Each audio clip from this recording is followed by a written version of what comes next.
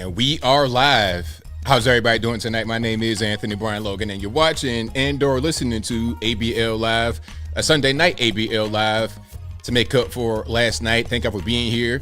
You could be almost anywhere in the world, but you're right here with me live on the show, and I definitely appreciate y'all for that. We get a whole lot going on all over the internet. It's all over mainstream media, social media, everywhere, and I don't know where to start. First of all, we got a ridiculous Atlanta area probate judge fighting cops in the club, drunk, at the ripe old age of 38.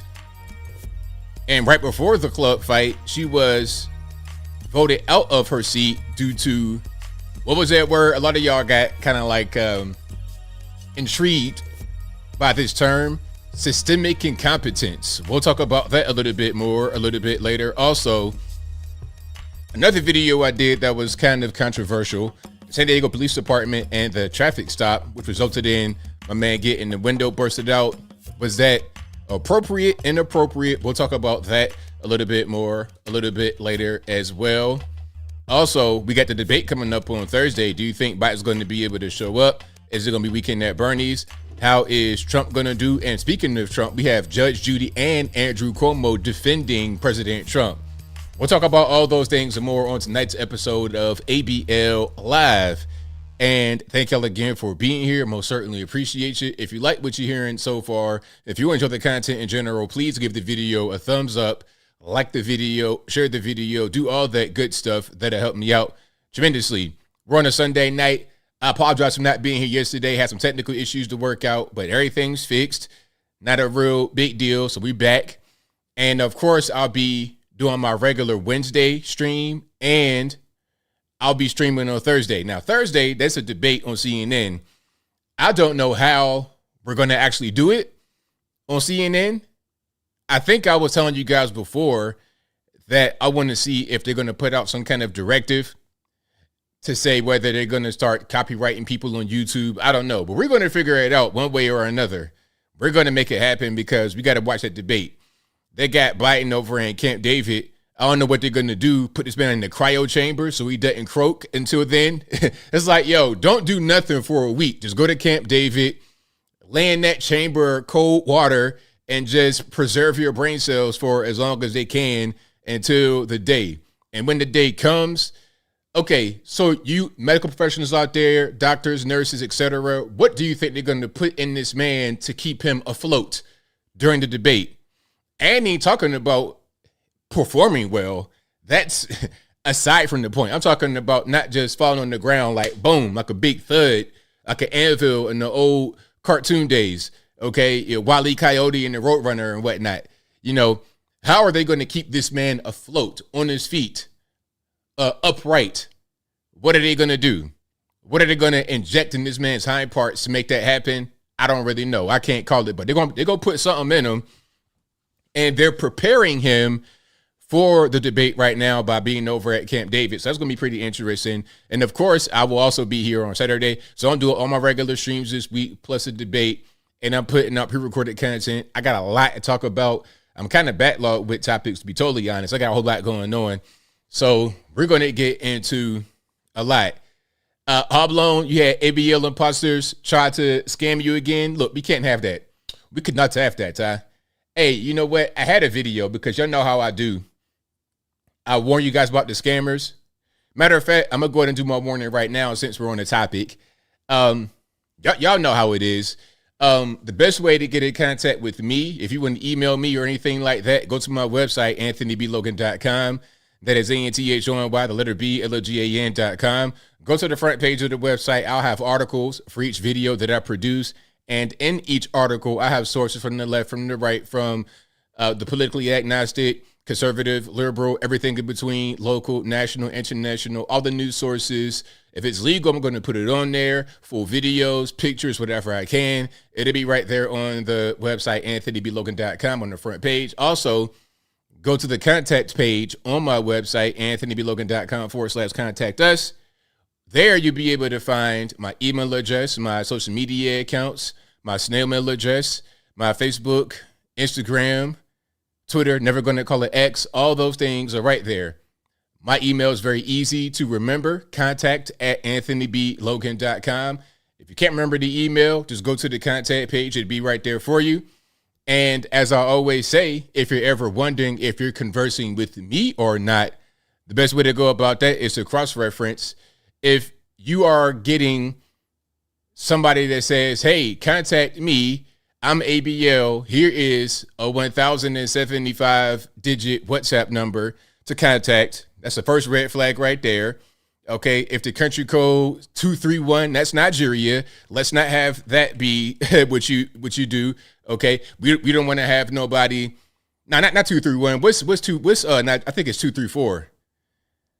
Yeah, 234, not 231. I think 231 is like Sweden or something. But anyway, don't ask me how I know that. Just know that I know certain things. I know a lot. Anyway, I digress. Let's not get caught up in no scamming action, okay? And that's the reason why somebody put a comment out there about the whole scamming thing. Because what'll happen is I put a video up and you guys will leave a comment under the video. Hey, great video, loved it. It sucked. You forgot this, whatever it is. And then someone will reply to your comment who may look like me. They may have stolen my picture. Their name may be similar to mine, or they may have my name. Then they say, hey, my friend, my darling, please call me on this number right here, and that'll give you monies. That's the first red flag right there. I don't talk like that. That's not how I sound. Number one. Number two, I'm not going to be offering you gifts and prizes in the comment section randomly. That's not how I operate. All right. Yeah, shout out to I know 234. I know and Willie, and I know I'm butchering your name, and I apologize. I'm not trying to be funny with your name. You know, I am the absolute worst with names. Okay, I'm bad. If I've not seen your name 15 times before and had it pronounced for me, I'm gonna get it wrong. So now I'm seeing quite a few comments and questions here. Can I play a video? Nigerians, don't get offended, please. I love you guys. Listen, I love Nigeria. I love Lagos. I love Abuja. I love Tim's, the singer. I love Burner Boy. I love Jollof Rice. I love all that good stuff, okay? Shout out to you guys, all right? But can I play a video, please? Now, this is a PSA. Just a PSA, don't nobody get offended. I know don't everybody do this in the country. I know that for sure. And I know not every white person in America is going to be victim to scammers. I know that. Let's just enjoy the video without getting offended, please. I bego. So, listen, the link you just clicked on, that was fake. I've been having you investigated. I know you're in Nigeria. I know you've lied to me. So why are you doing this? I don't understand what you're saying, babe. You understand exactly what I'm saying. So here's the context, right? This person right here is being catfished by somebody, and you know how they do. They bring like a team of interventionists. They come in to figure out where the person is. So I guess they sent this guy an email. He clicked on the link, and then that link revealed his location, which was over in Nigeria. You've been manipulating this woman, this awesome, kind person for 6 months. You're a bastard. Now, I don't know where a man is from. I don't know where a man bun is from. I'm trying to get that accent down. You've been manipulating this woman for 6 months. I don't know where the accent is from, but that accent, I got to get that one really down pat. I want that accent in my repertoire of impressions. Why have you been using someone else's photos? Don't say that. Why though? Why? I'm serious. It's Eric Powell. You stole Eric Powell's pictures. Now, who is Eric Powell? Is this like a celebrity or somebody? I want to look this guy up. Okay, this might not be like. Hold on.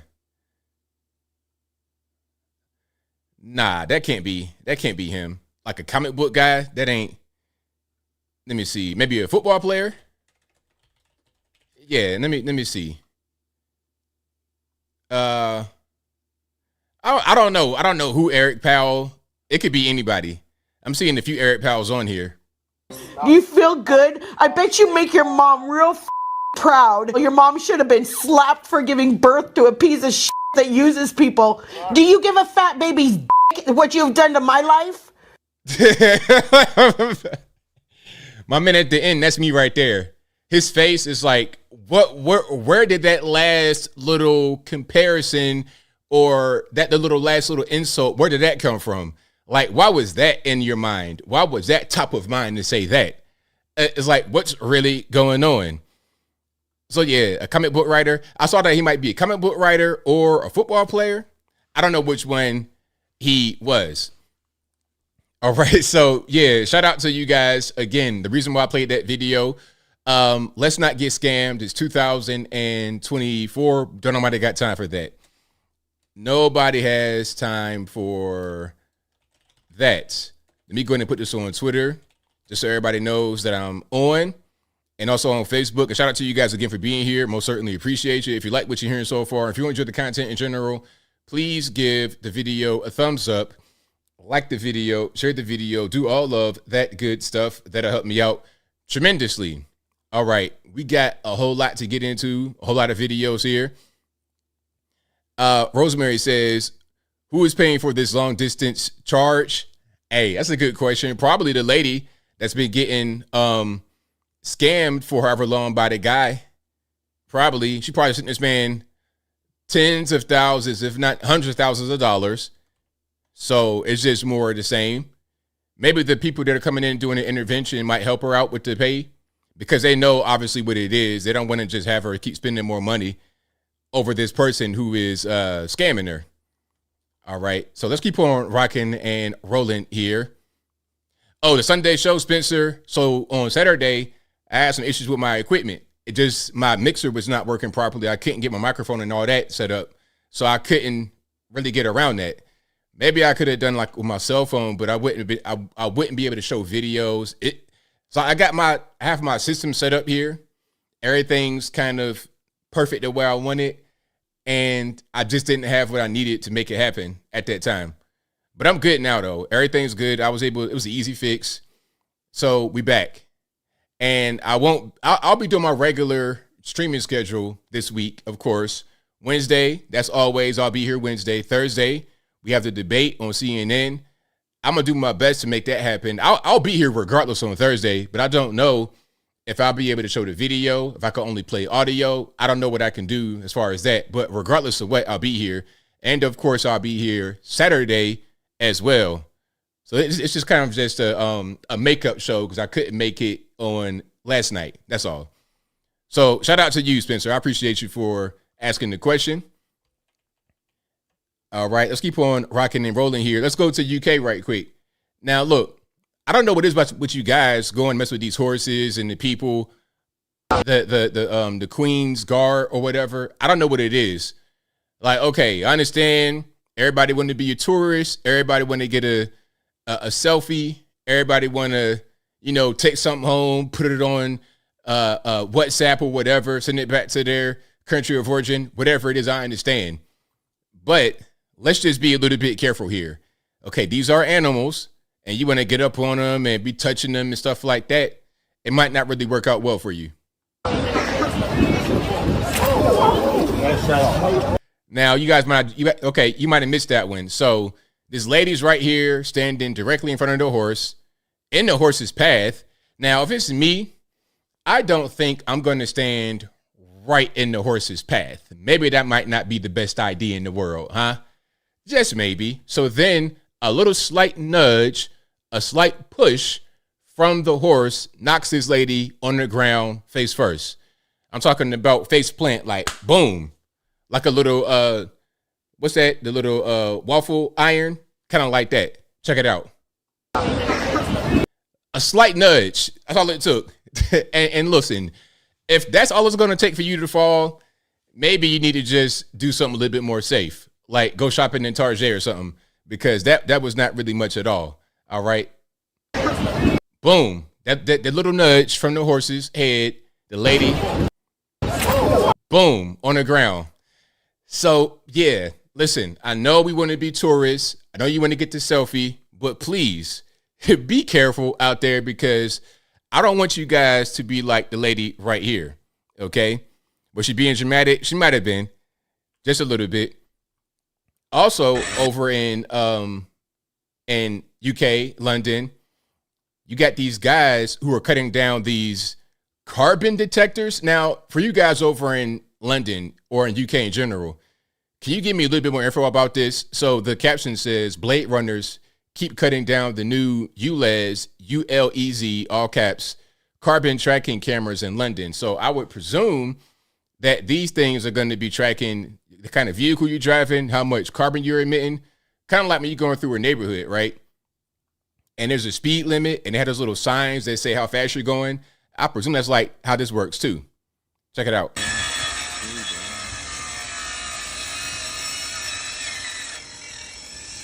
And if you can't see, there's a team of two guys. There's one on the left, one on the right. On the far left side of the screen and on the far right side of the screen, you got two guys cutting these little detection devices down.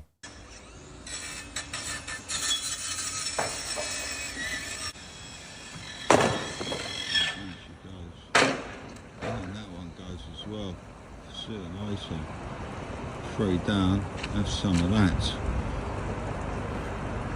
So yeah, they are doing the Lord's work. They are doing a good thing. Carbon tracking. That's right. Carbon tracking.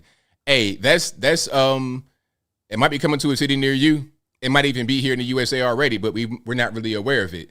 I mean, they have other things that I like the ShotSpotter, which they now trying to say is racist in Chicago. I'm not sure if they have that. I think the city council voted to bring it back after the mayor, Brandon Johnson, Mr. Mohawk, said that it was racist and tried to end it.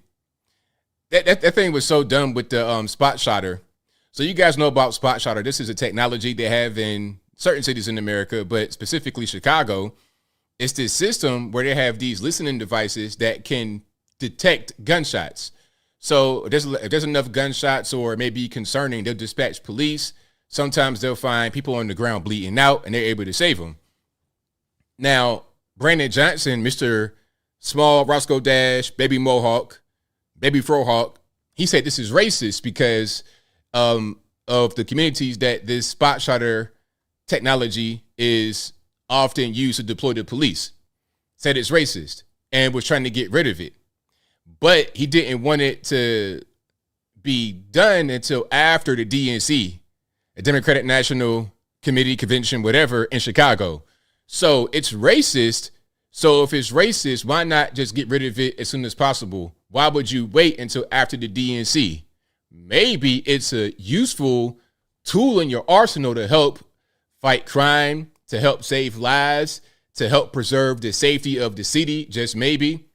The city voted to bring it back, and he's trying to fight the city. Meaning the city council, they voted to bring it back. He's trying to fight them over that. It's like, my man, come on. You have a crime problem in your city. You have a crime problem. We need to actually address that and try to come to a conclusion here. Try to do something to fix it. Now, I want to get into the ratchet lady in the Atlanta area. I think she's in Douglas County. This is a probate judge, Christina Peterson. Let me put her picture up right quick. Christina Peterson. Oh, yeah. Because I showed the video in pre-recorded that I did already. And I linked to the new footage. But now we have the body cam footage of her in the squad car. We got all of that. Okay. But I want to show you guys a few things here. I'm going to show you guys a few things, few pictures. Now, this lady, I don't know how she got in office. The problem with Atlanta, okay, I got to rant about Atlanta right quick. Just right quick. Now, personally, I love Atlanta. But, keyword but, I know where to go, where not to go. Wherever a Christina Peterson is, I'm not going to be there. Listen, wherever a Christina Peterson happens to be hanging out, I'm not going to be there. You understand? I'm just not going to be there. Listen, okay, you want to go to this martini lounge, you want to be, going to a club and all that. Listen, can I rant for a minute about clubs and stuff? I have always hated nightclubs, always, even when I was a young man, even when I was 18, 19, 20, 21, I have always hated clubs, especially in the community, because these places are often targets of violence. It's boring in there. I don't drink. I don't smoke. I hate this environment. I don't like the kind of people that's there. It's boring. It's just not for me. Okay, I've always hated clubs. I've never, ever in my life been a clubber. So when I say I love Atlanta, you got to understand, I don't do that club stuff. I don't snort cocaine. I don't smoke weed. I don't drink alcohol. I'm a computer nerd. I'm reading. I'm looking up political debates. That's my thing. I'm not into this kind of behavior. I love other things. You know what I like doing? I like going to parks. Okay, I like going to the aquarium. I like going to the botanical garden, looking at flowers and stuff like that. That's what I like to do. I like outdoor activities that don't involve getting high or drunk. I like outdoor activities that don't involve snorting cocaine. Okay, that's what I enjoy doing. Now, I know I might be kind of lame or weird or whack to some in the community, not to you guys, because you guys are my people. You understand what I'm saying? But yeah, so wherever this woman is, yes, that's her. Yes, that's her. The 38-year-old probate judge out of Douglas County, which is in between Six Flags and Villa Rica, like going west. Okay, like along 20 West. I think that's what it is. Basically the Atlanta metro, but not in Atlanta, the city, but in the actual metro area. Why do I like Atlanta? There's a lot more to do in Atlanta than the actual club scene. I've never liked any club scene anywhere. Black, white, Puerto Rican, Canyon Strike. I do other things in the city. I like how you have the New York City kind of feel, but it's smaller than that. It's more open. It's not so cramped. I'm not seeing big flying roaches everywhere or big cat-sized rats in the bodega. It's not as dirty. It's kind of like a more southern charm. A lot of black folks, which I'm used to, being from Virginia in the all-black area.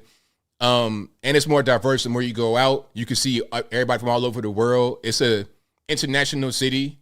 The airport brings everybody from all over the world there. A lot of good food. You just got to understand how to maneuver in your city.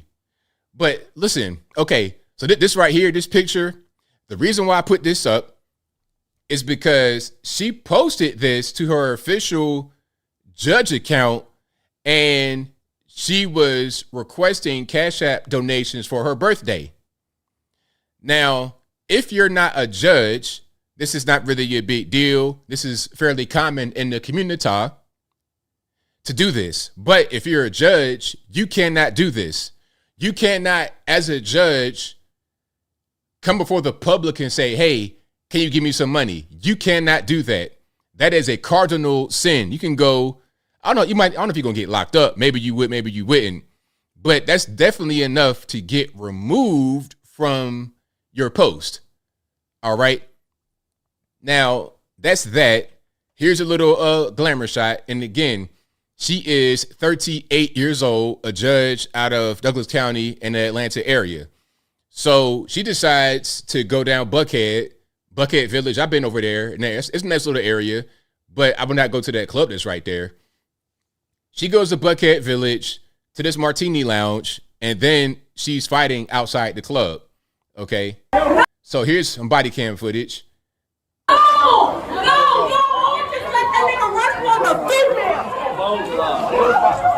See, look, all this kind of stuff right here. You got the big security guards, wrestling girls. I would never. You got these dudes in white tees. Listen, if I see a dude that's like my age with a pair of sunglasses on at 2:00 in the morning, a white t-shirt, a fitted hat, and some ashy wash jeans with a pair of Air Force Ones on, I know I'm in the wrong place. And I most certainly, if I had to be there, I would have my gun on me, open carry, one right in the head, because I know things might go left. But you know what the best thing to do is? The best thing to do is to not even be out here, especially not at her ripe old age of 38 years old, right? Let's keep on going. No, he just punched me. Everything for no reason. Let it fucking go. Let it fucking go. Let it fucking go. Let it fucking go. So the letter effing go is a judge talking. A judge now on the bench. She has the power to get you locked up. And we're going to speak on that because she locked somebody up, and that right there was a complete abuse of power, but we're going to get to that in a minute. That's a cop. So that is her on the ground, I believe, getting arrested.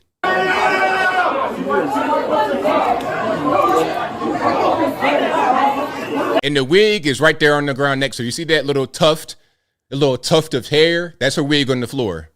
And I believe she got her wig back and was able to put it back on like a fitted, you know, kind of just, you know, adjust it, shift it into place when they put her in the squad car. And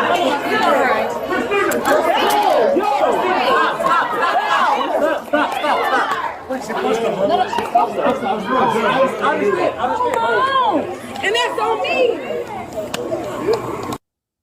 Shit. No, I didn't. I don't punch niggas. I don't punch N-words. That's what she said. Because what happened was she punched one of the cops with a fist straight in the face. Bong. Man. Take me where you want to take me. So that's her right there in the squad car. Okay. Can't take no, me. I don't take have any me. identification on And me. I don't care. You don't need the identification. You have locked people up, and you have picked up dead bodies when you don't know who bodies it was, but you picked them up. Man. Take me where you need to take me. I'm trying to. No, take me where you need to take me immediately, expeditiously. What? You're preventing Take me. I could give a damn. Take me where you want to take me. So the reason why she keeps repeating herself like this is because he's asking for her name and she's refusing to give it. She's like, yo, tell me where you got to take me. Take me down there. Take me. She's refusing to give her name. Take you somewhere expeditiously. Now, take me where you want to take me. So there's more. Oh, yeah, we got more. All right. Hold on. Was this the one I wanted? Okay, hold on. Y'all got to give me a second because I had the wrong thing queued up, but I'm definitely going to show you a lot more here. And if you like what you're hearing so far, please give the video a thumbs up, like the video, share the video, do all that good stuff. That'll help me out tremendously. Now, what I have more from her and I have more from another Atlanta person, Fani. We're going to get to that in a moment. Y'all hang tight. I have a whole lot here. Okay, here we go. Yeah, this is the one I wanted.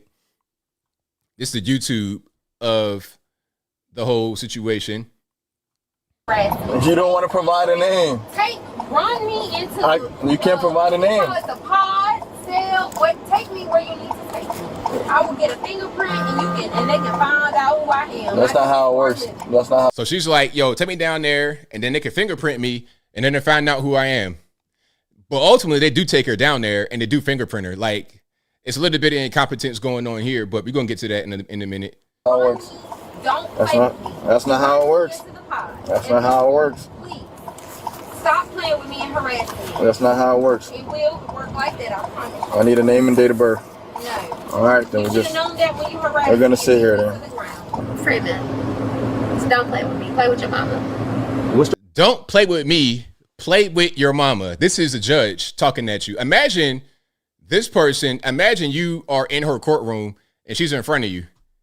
You're toast. You are toast. Your boots are going to be smoked. What's your first and last name? Play with somebody else, Freeman. You can Google me and find me anywhere in America. I mean, what's your name? Find somebody else. So I can Google you. Call somebody. I So told him who to call. Are you going to give me your I other finger told or him who not? to call and to ask him who I was. Are you going to give me your finger I or told not? him to call. I said no. Okay, Because appreciate it. that's But what? I wasn't cuffed. I wasn't when you needed to. Shut the fuck up. You look like a nigga who was trying to eat on me before and I never let him. Relax. Okay, that was pretty vulgar. That was pretty vulgar there. A lot of you guys probably didn't catch that. So I'm going to just say it in a very PG way. First, you heard the STF. You heard that. Shut the F up.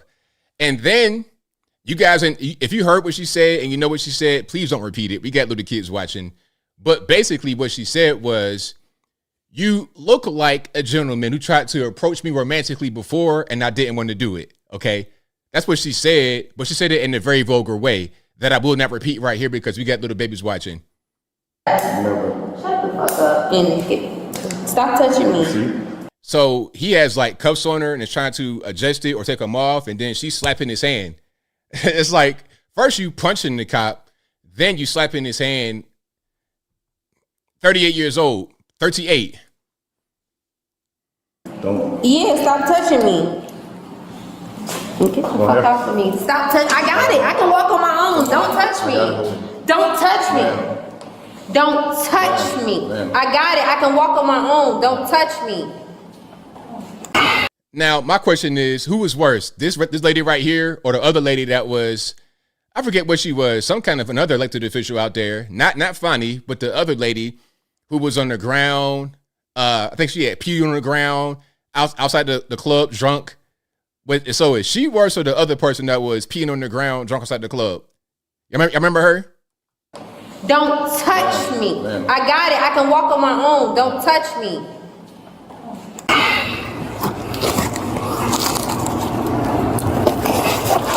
Now, which one are you staying? It's too tight, ma'am, because it's moving. This one? This one. Okay. Actually, I can't get it from here. Okay.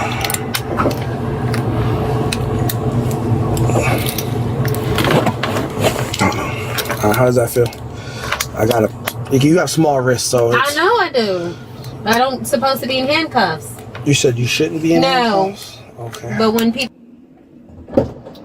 So, what's my charges now? You said I was charged with a felony? What's the felony? You didn't tell me that? Yeah, misdemeanor. What's that? This is the... How many charges is it, sir? Because they went from 1 to... I told you, obstruction and simple battery. Obstruction, what's you said felony obstruction? Yeah. What is felony obstruction? It's the same thing I just said. You struck the officer. Come on. So there we go. That is the judge, Christina Peterson, out of the Atlanta area, getting arrested outside of a club in Buckhead. Tonight, and Buckhead is a nice little area, but it's just certain places. I mean, clubs, you just want to avoid. Clubs in Atlanta, you want to avoid. Okay, you definitely just don't want to go. Even if you go to the LGBT spot, they be in there fighting like grown men too, because they are at a certain point. But if you like what you're hearing so far, please give the video a thumbs up, like the video, share the video, do all that good stuff. That'll help me out tremendously. Now, this person had a history. Christina Peterson, she was voted out of her seat before that fight kerfuffle happened. And the reason why is because of a thing called systemic incompetence. That's what they said. Systemic incompetence. Okay, hold on. Let me see if I can find this here. All right. Yeah, let's watch some of this here. There's a lot, actually. There's quite a few videos on her. An extraordinary development tonight in the long-running investigation into Douglas County Judge Christina Peterson. Now, this video is from 2 months ago. This is April 1st, 24. A rare move. A hearing panel decided Peterson is guilty of, quote, systemic incompetence and should not remain in office. Fox 5 I-Team reporter Randy Travis explains. Now, this is her at the crying in the courtroom back in November 23. Christina Peterson did not do herself any favors during 7 days of hearings beginning last September. The JQC hearing panel's report criticized her for not taking any responsibility for the 30 counts of judicial misconduct lodged against her. 30 counts of judicial misconduct. Now, this right here was crazy, okay? Pay close attention because this Asian lady got locked up by the judge and she shouldn't have been. This is what I'm talking about. If you're in front of her in the courtroom, you may be a victim of her and have your freedom taken away. That's why this case is so serious. But let's go ahead and let it rock here. 30 counts of judicial misconduct lodged against her. I just don't have memories of my dad. I don't know who he is. The most troubling, wrote the panel, Peterson's decision to jail this woman for trying to amend her marriage certificate to include the real name of her recently discovered father. Did you go to this hearing with any idea that you may be going to jail? No. PJ Skelton served 2 days of a 20-day jail sentence for contempt before her husband could pay a $500 fine. Such a hasty and shockingly disproportionate reaction is the hallmark of Peterson's intemperance. the panel. Now let's go back, because what they didn't say, one important thing to mention here is that this woman that got locked up is Asian, obviously from Thailand, and she was married to a black man. Okay, so follow me. What happened? They said what happened. She found out who her true father was.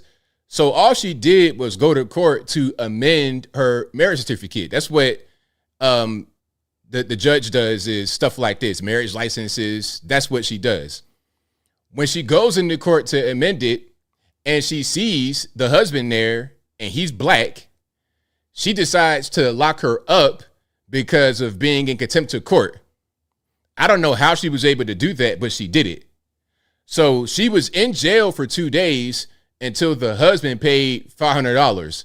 And she's able to collect all the fee money from the court. And when I say she, I mean the judge, Christina Peterson. She's getting paid over like $250,000 a year, which was the highest person in local courts, even beyond like the Georgia Supreme Court. And half of that money came from the fees that she was able to put in her pocket. You see what I'm saying? Including probably this fee right here, which locked this woman up because she's married to a black man. And I guess she feels like, oh, you taking our black man off the streets? How dare you? I'm going to lock you up. I'm not making this up. This is why she has a reputation as being just a terrible person. Served 2 days of a 20-day jail sentence for contempt before her husband could pay a $500 fine. Such a hasty and shockingly disproportionate reaction is the hallmark of Peterson's intemperance, wrote the panel. The report criticized Peterson's attempt at this meeting to get her HOA board to settle a lawsuit she had filed, even though she knew the HOA was represented by an attorney. Peterson's attempts to avoid responsibility for these clear violations bordered on the farcical, severely eroding her credibility with the hearing panel. You cannot go in this building, and eventually she went in. The sheriff's office said Peterson ignored their orders and held a wedding after hours, allowing people inside without deputies present. Are you hearing this? So the judge opened the doors after hours to allow a wedding to happen. A wedding. You see people dressed up in everything. Now listen, I don't know about y'all, but look though, if I'm invited to a wedding and they say it's going to be, I don't know, if it's a courthouse wedding, do you normally have like guests there? Anyway, I'm getting triggered. She once hit a panic button when a deputy was late escorting her to court, causing a temporary panic among security. And when county staff criticize her actions, it quickly triggers allegations of obstructionism or even racism. These communications and actions reveal a judge who publicly vilifies colleagues, is quick to threaten them with unnecessary legal action, and generally projects a spiteful and vainglorious persona. This is one of the craziest things I've ever seen in my life. I'm the first African-American female and Democrat. Yes. I was never celebrated or congratulated. On my day of swearing in, I was sworn in by Judge Emerson. I received my first JQC complaint. Peterson's main defense was her inexperience as a judge, a problem she promised has been addressed through additional training. But the panel was not buying it. The report also cited multiple examples of failure to actually do her job, needlessly delaying petitions before her office. The hearing panel said Peterson was guilty of systemic incompetence. Judges are expected to act in a manner that promoted the integrity and impartiality of the judiciary. Respondent has shown that she cannot or will not do so. And so, she must go. Peterson has 20 business days to file exceptions to this report with the Georgia Supreme Court. They're the ones who will ultimately decide whether to take the recommendation to have her removed from office. So yeah, that is Christina Peterson, a judge out there in the Atlanta area, fighting cops, filing unnecessary legal action against people. She hit a panic button because the deputy was late to escort her from point A to point B, which caused a panic inside the courtroom. You push the panic button when there's some kind of mass shooter or something like that in the building, not because the guy that's going to escort you is late. That's not what that button is for. I mean, this is part of the systemic incompetence. You locked the Asian lady up for 2 days simply because she was married to a black man. This is racism. This is corruption. This is denying people's civil rights. You should be locked up for all this. Not just, taken away from the seat, not just, having your job removed, but taken away. And they ain't talking about the salary. I think she made like $250,000, which is more than anybody else. And the reason why is because she took all the fee money from a marriage license or whatever it is that she's over. That was like $130,000 in a year or so. So half of her salary was just straight fees that she was taking. And normally people don't do that. Normally they may take some of the money, but they probably don't take any of the money. The guy that came before her made like $95,000. She complains about pay, and then they figure out a way to finagle it because she black, and they kind of make her be able to do certain things. And then she takes all the money. Then they had to put a cap on how much you could take from the fees. And then they were trying to say it's racist because why they want to cap it now? They capped it before for the white guy that was in there. Well, the white guy was only getting paid $95,000. She getting paid $250, all because she feels like she should get more. And it's still not enough. You still want to go out here and act a fool. I mean, ridiculous. Federal prison for sure. For sure. Now this, okay. We all know about Fani Willis, which is another one out there in Atlanta. We know about Fani Willis and her sugar baby. Because that's what this is. Like, we don't got to play no games, okay? The trial hadn't even started yet as far as the election interference trial. Nathan Wade was paid $700,000 or so, give or take, between January 22 and January 24 this year. $700,000. The next highest person was paid $100,000.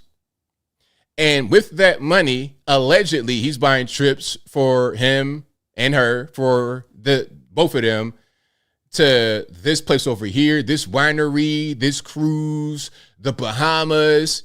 And then they're in Atlanta. Everybody sees them going to restaurants. They were pinging this phone in her house out there at East Point, College Park, all hours of the night. And he was married at the time. Just ridiculous ghetto BS. And she was giving him the money improperly from funds that were earmarked for COVID. Just all kind of stuff was going on, right? All kind of stuff. She should be locked up for doing that as well. And so should he. But rather than just, being quiet about the situation, the sugar baby, Big Nathan Wade, is doing TV spots. Now listen, Nathan Wade went on The Daily Show to talk to Marlon Wayans, who was playing a character called Quan. I swear, I am not making this up. I am not making this up. Yes, Marlon Wayans from White Chicks, from In Living Color, from the Wayans brothers, the comedian, the actor, him. Can we watch this, please? Let's check it out. And let's put it on the screen. Marlon Wayans, I told you I'm not making this up. So let me ask you, when old girl was like, hey, babe, you want to be in charge of this prosecution of the president of the United States who did this insurrection? Did you think like, this could get messy? Or you was like, nah. Okay, I had to pause it for fair use. But when I first saw this, because I saw it first, it was an article on my phone. Nathan Wade appears with Marlon Wayans playing a character called Quan on Daily Show. What? I thought it was a joke. And I'm looking at it right here. I'll be all right. We did not have that type of relationship at the outset, and we were interviewing other people for the position. What position was it? It was the position of special prosecutor. Did that position look like this?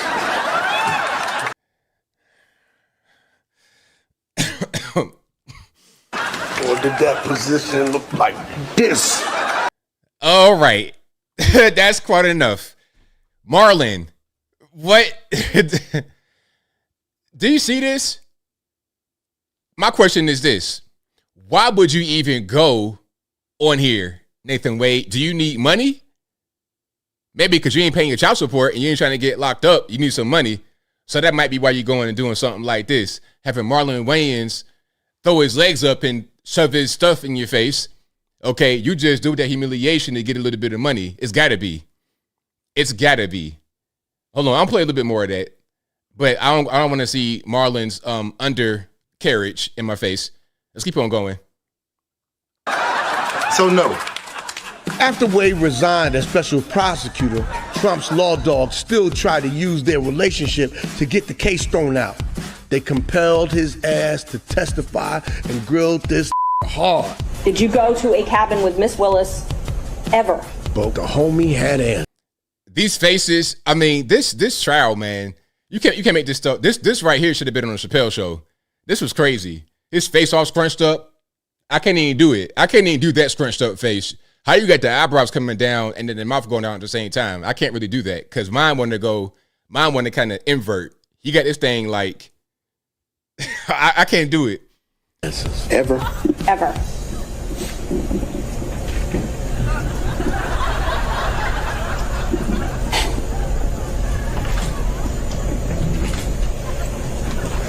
This was crazy.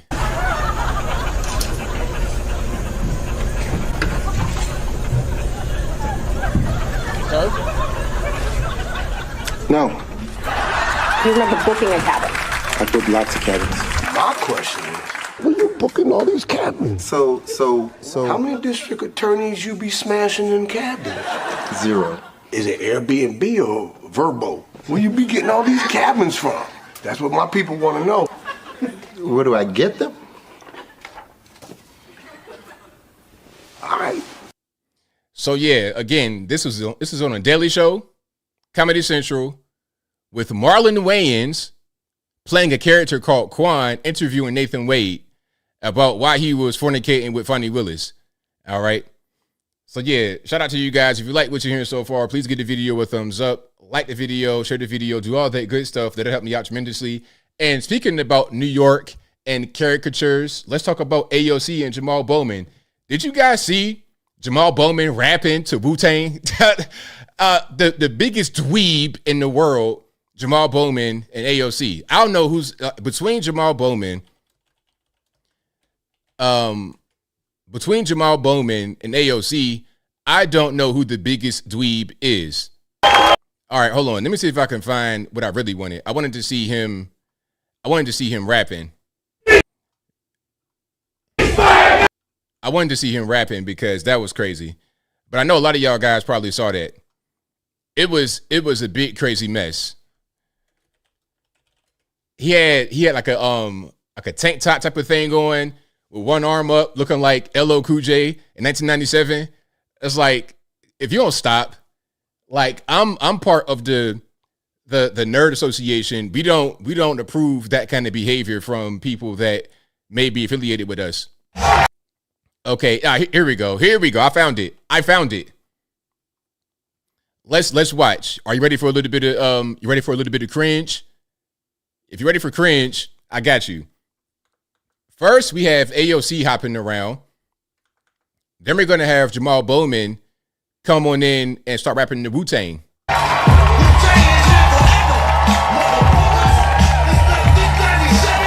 Okay, big hug to AOC, and then the leg goes up like cheerleader leg. Dweeb activities. N-words and N-word-ettes, yes.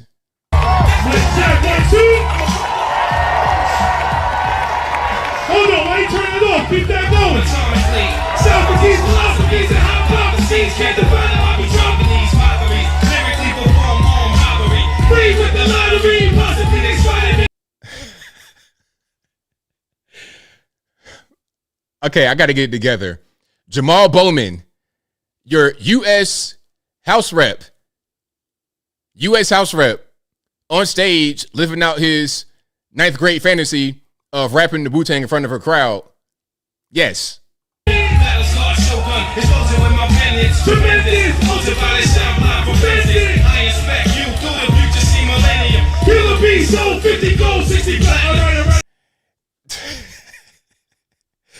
Oh my goodness. You know, every day, listen, y'all know I talk about my favorite movie. when it comes to politics, my favorite political movie ever, if it can be called a political movie, is my mind is slipping me right now. Y'all know what it is. My favorite political movie, Idiocracy. This is a scene straight out of Idiocracy. Hold on. I'm messing up. Let me just get it back together here. Yeah, I pushed the wrong button. Hopefully I'm good. All right. So we got to check this out. Can we see the scene with Terry Crews? This is exactly what we just saw. All right. Here we go. President Camacho. The President of America! President Camacho!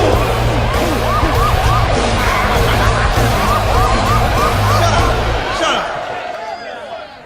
Sit your monkey ass down.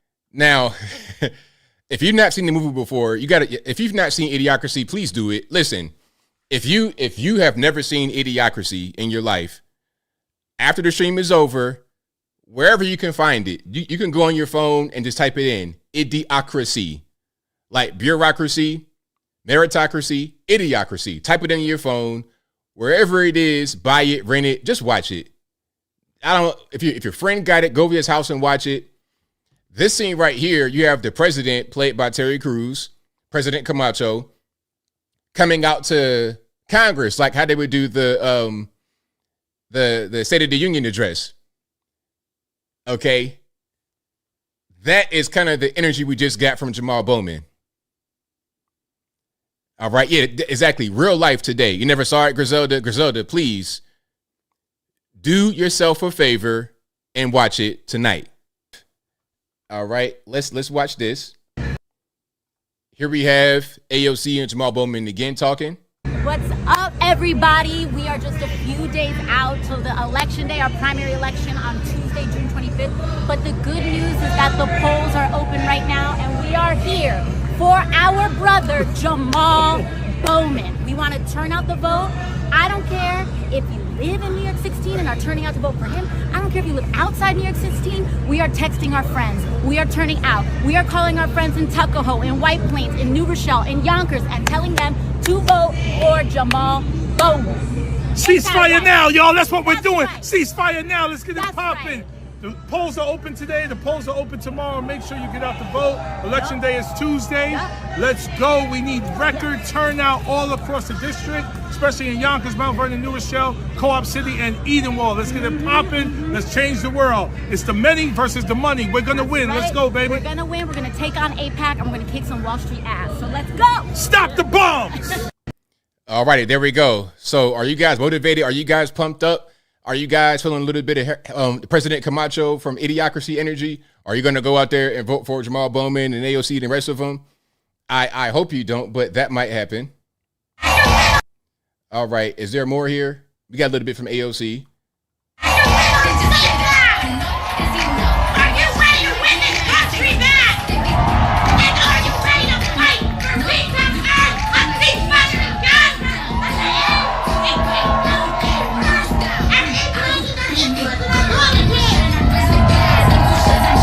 So I guess the whole thing is let's recreate a lot of the energy from the dumb movie.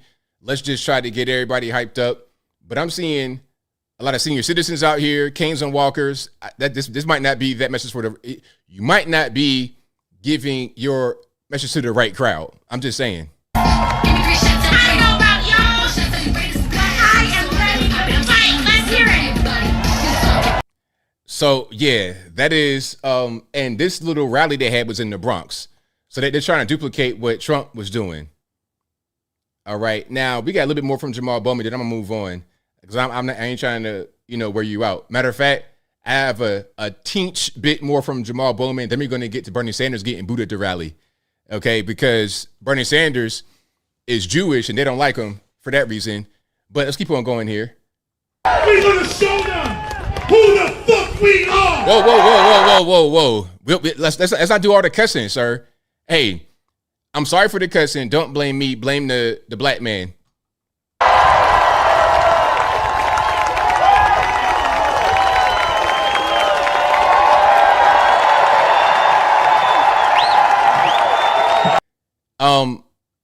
This little thing right here, this little arm movement, that's like reminding me of PE, 9th grade, where you gotta warm up and do your arm circles.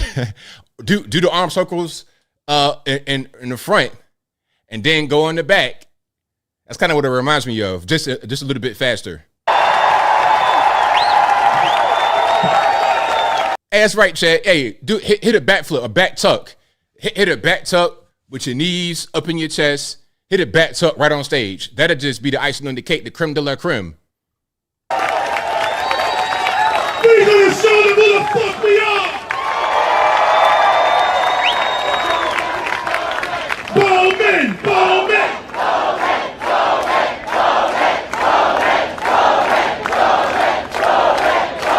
Listen! Ceasefire now! Ceasefire now! Ceasefire now! Ceasefire!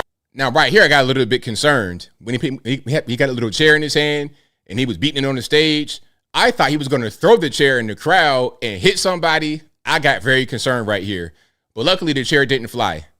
Ceasefire now! Ceasefire now! We are not going to stand silent while U.S. tax dollars kills babies.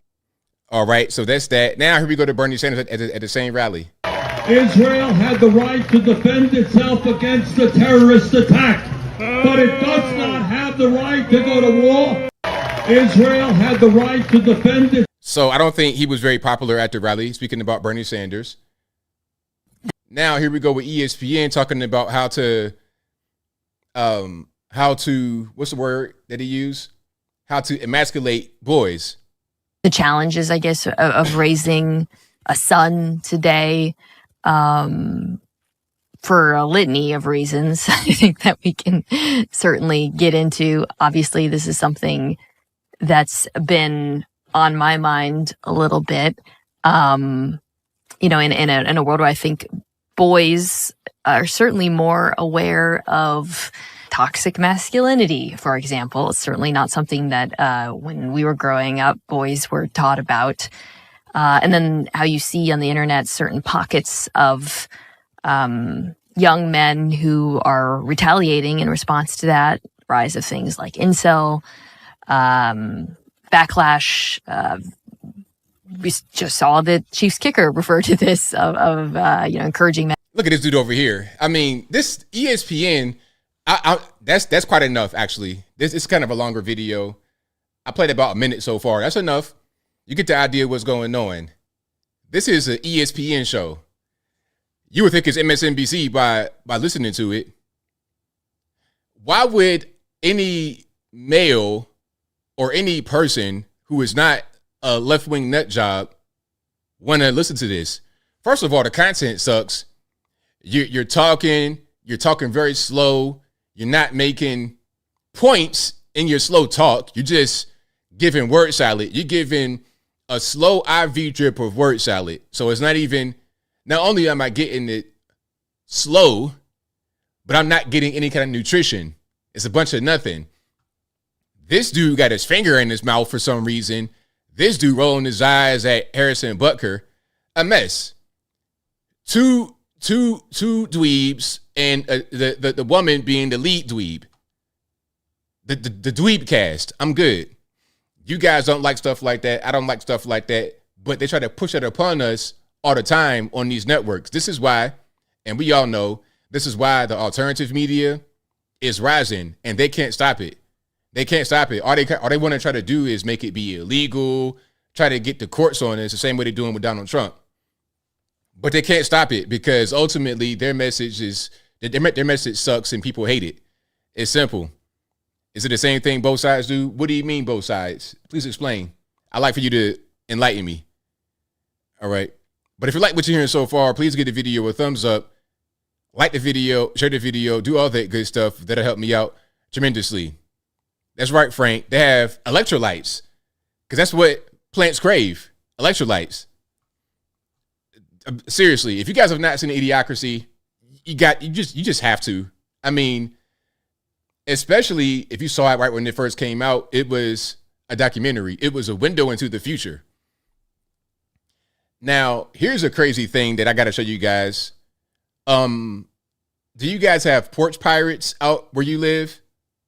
I know in my neighborhood, that's not a problem. I don't live on the main street where you could just stop and run up on me and take stuff from my front of my house. You have to like come into the subdivision. So it's not like, and I live in the suburbs. I don't live in downtown. I live in the suburbs. You come down my street, it's like something you would see out of a storybook. You got trees and flowers and just beautiful stuff, right? It's a far cry from where I started, but I'm glad I'm here. Now, these porch pirates have become very bold. It's to the point now where they follow in a UPS truck like sharks behind a cruise ship in the water. Now, watch this. So you have the delivery driver pulling up, well, actually at this point, walking to the front of the house to place the package down. And there's I think 2 cars coming up to try and intercept the package. Watch this.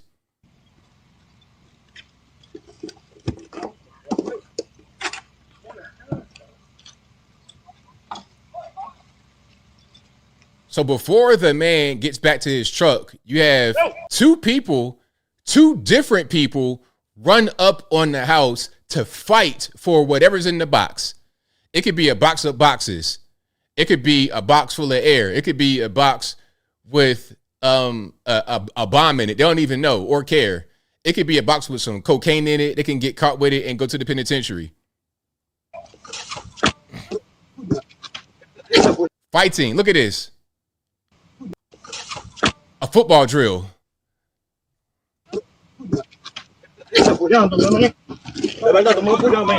So I guess they got more than one box.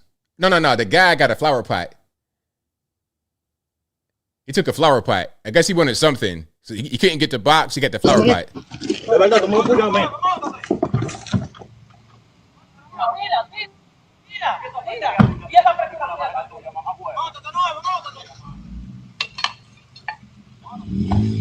Did he have a knife, Bob K? I think he did. I think he did have a knife. I mean, that's crazy. Totally crazy. They're speaking immigrant, hilarious. I mean, it's not that serious, man. You getting caught on Ring camera. You got a knife. So imagine if the guy was to delete the other guy for whatever's in the box, a mystery box. And it ain't nothing in there. You took somebody's life over a box of air. But this is what happens, with these porch pirates, with these criminals. Hey, you know what? Check it out. I'm all about peace. I'm a peaceful guy, a loving guy. My advice, don't come to my house unless you are invited. All right? If you are not invited, it's not gonna go well for you. Now we got a few street interviews here. Now, some of you guys might get offended at this question, but don't get offended. It's just kind of a funny thing. And it kind of points to the level of knowledge that we have as Americans. Many of us are very smart. You guys are very smart. You have a lot of knowledge. But the reason why I play some of these street interviews is because you got to understand the average normie out here just walking and talking. The average mouth breather is not very knowledgeable about many things. So it's easy for them to be controlled by politicians that master psychology, things of this nature, that master ways of communication, how they speak with certain intonation and pitch and whatnot, delivery. They're able to control them that way. This is how you have cults that take place where you could get people to delete themselves, thinking they're going to go some kind of spaceship in the sky. It's because they're easily manipulated and they don't have a lot of knowledge. So whatever you tell them, it sounds eloquent. It sounds like it makes sense. They'll go for it. All right. That's a little bit of context. So let's watch this street interview. For $1, name your favorite 3 black people. So the guy, if you can't see it, he has 2 white ladies, young girls, probably maybe late teen, early 20s. He's like the same age, black guy. His question is, for $1, he has $1 in his hand. For $1, name your 3 favorite black people. Okay, let's see who they name. Michael B. Jordan. Okay, why him? Because he's hot. Yeah? And then... You like black guys? No. No. I mean, just not my type. Just him? Yeah, he's hot. And One of the good ones. Yeah. And then, what's the president? Oh, I don't remember. Obama? Obama. Yeah. What's Obama's first name? Obama. Yeah, there we go. Just Obama. That makes sense. Okay, just one name like Pele and whatnot. Cool. Obama. Okay. What's his name? MLK? Martin Luther King Jr. Who? Martin Luther King. Martin Luther King Jr. Is it Martha?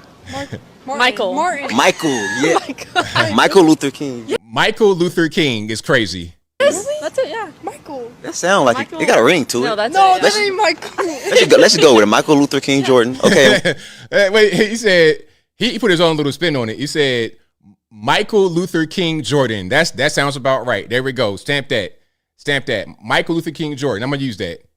Jordan. Okay, and why him? What did he do? He had a dream. Dream. Yep. Well, about what? His life. Yep. No, wasn't it congregation? Congregation. So Michael Luther King Jordan had a dream about his life. And in this dream about his life, he dreamt about congregation. All righty.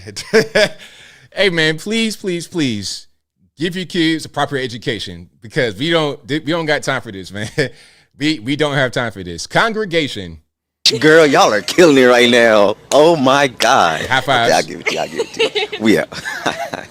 So, yeah, congregation. All right. So that's what happened in the 60s and 50s and 60s, civil rights. Congregation. That's right. All right. We got another street interview here. If you're driving 80 miles. All right.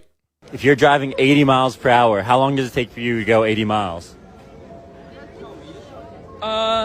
Like 2 hours. You're going 80 miles an hour? Yeah. Yeah. Hour and a half? Well, if you're going 80 miles an hour, But it's gonna take how more long does than it an hour take and you a to half. get to 80? Oh, you're right. It takes you you have to Yeah, so build up like speed. 2 hours. Like an hour 45. Alright. Is that right? Do we get the money? I think that was right. He's like flabbergasted. The original question, if you're driving 18 miles an hour, how long would it take for you to go 80 miles? If you're Oh boy. Was it a trick question? I don't know. I don't think so. And she even said it. She's like, "You're going 80 miles an hour, right?" He's like, "Yeah." And I don't even know where they're getting the calculations from. Like, where you getting the hour and 45, an hour and a half, an hour and 15? Where are you getting that from? They're right. Are they right? I don't know if they're right about that. Okay, let's keep on going here. If you like what you're hearing so far, please give the video a thumbs up, like the video, share the video, do all that good stuff. That'll help me out tremendously. All right. Let's keep going here. Migrant crisis. Logan Airport, Boston. The same thing going on. Now listen. I don't know about y'all, but if I go to an airport, what I don't want to see is yoga mats, prayer rugs, people on the ground, sleeping, all kind of smells. The smells are going to be crucial in there. You already know that. I'm not trying to see all this when I'm trying to get to my concourse. All I want is to go to baggage claim, or if I'm departing, just to go to my gate and have that be that. But I don't want to come across this in the way.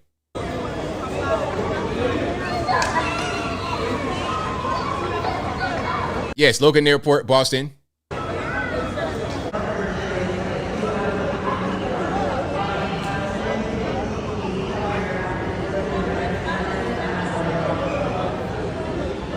Hey, Mitch, the smell's going to be intense because you're smelling different countries. It's like it's kind of hard to explain. Your diet and your hygiene habits from wherever you come from may not be what we're used to here in the USA.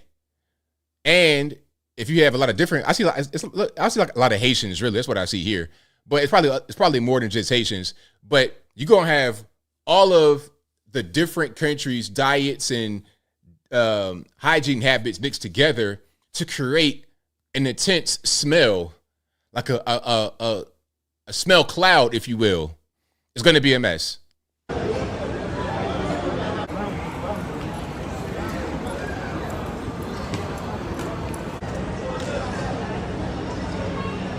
So yeah, now I'm good. I don't want to see, open air daycare, prayer mats, yoga mats. I don't want to see it. I don't want to see it. Okay. Now let's keep on going. Do I want to get a little bit dark here? I don't want to get too dark. I ain't gonna get too dark the way I could get dark. I'm gonna show this though. It's like a medium level dark. All right. Let's check this out. Shout out to my main man, John Amanchukwu, Sr., the pastor. You may recognize him from doing going to different school boards and reading some of their books they have in the library. And he gets kicked out. He always gets kicked out of the school board meeting for reading books out of the school library. Now, why would you kick this man out for reading the books that you have in your school? Books that are available to kids that are in K through 5 in these younger schools. Check this out. Black people had it good under President Trump. Since the Obama-Biden administration took office, we've seen crazy levels of inflation. Take a look at this graphic.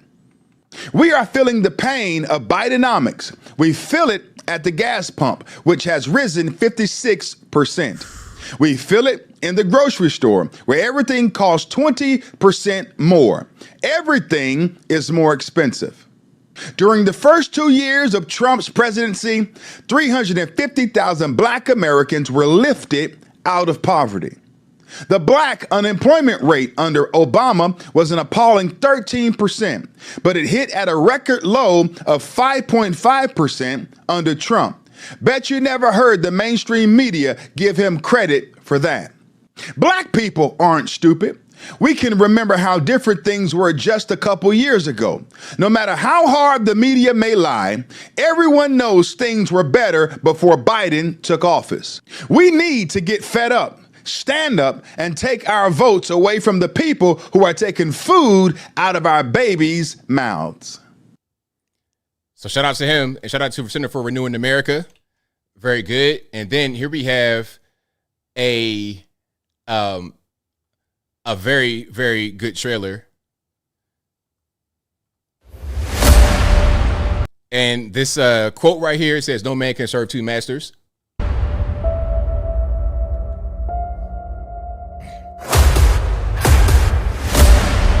It's time for all Christians and Americans to choose.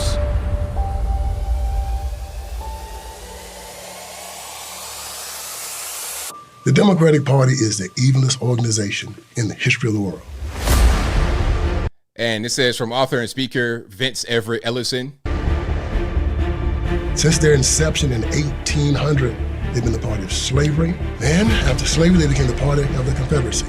After that, they started killing black people during Jim Crow era. And this is where we went wrong. It really was. Now, let's pause. Can I just pause for a second? MLK, what we know now to be true, and people might be offended, what we know now to be true is that there was a lot of communism that infiltrated the civil rights movement. Black Panther Party, Martin Luther King Jr., a lot of these things. There was a school in Monteagle, Tennessee, which is not far from me. Monteagle is like probably about an hour away from where I live right now. It's in between here and Nashville. And there was a school right there where a lot of these people got trained. I think MLK went there. There was a lot of stuff that was happening, a lot of propaganda that was happening during this time. Even back to Rosa Parks, that was a op. Rosa Parks, can I talk about that right quick before we continue? Rosa Parks was an organized protest, and someone had did it before her, but they said part of the reason why they did not go with that person is because Rosa Parks was more light-skinned and relatable to the general public. He made sure that he brought the black vote to the and not just that. Not just that Rosa Parks was more light-skinned and relatable to the general public, and she was married. It was not just that. The girl that did it before was 15 years old and got pregnant by a white pastor in Birmingham. But I digress. Democrat Party. They use the black vote to commandeer the most powerful country in the world. He who the Son has freed is free indeed. Once you accept him, you are free. Anybody in the Democratic Party that tells you any different, he's a liar, he's an apostate, he's an affront to God, and he should be rejected by any Christian walking on this earth. And he's inviting you to go to hell with him. Don't go with him. Don't go.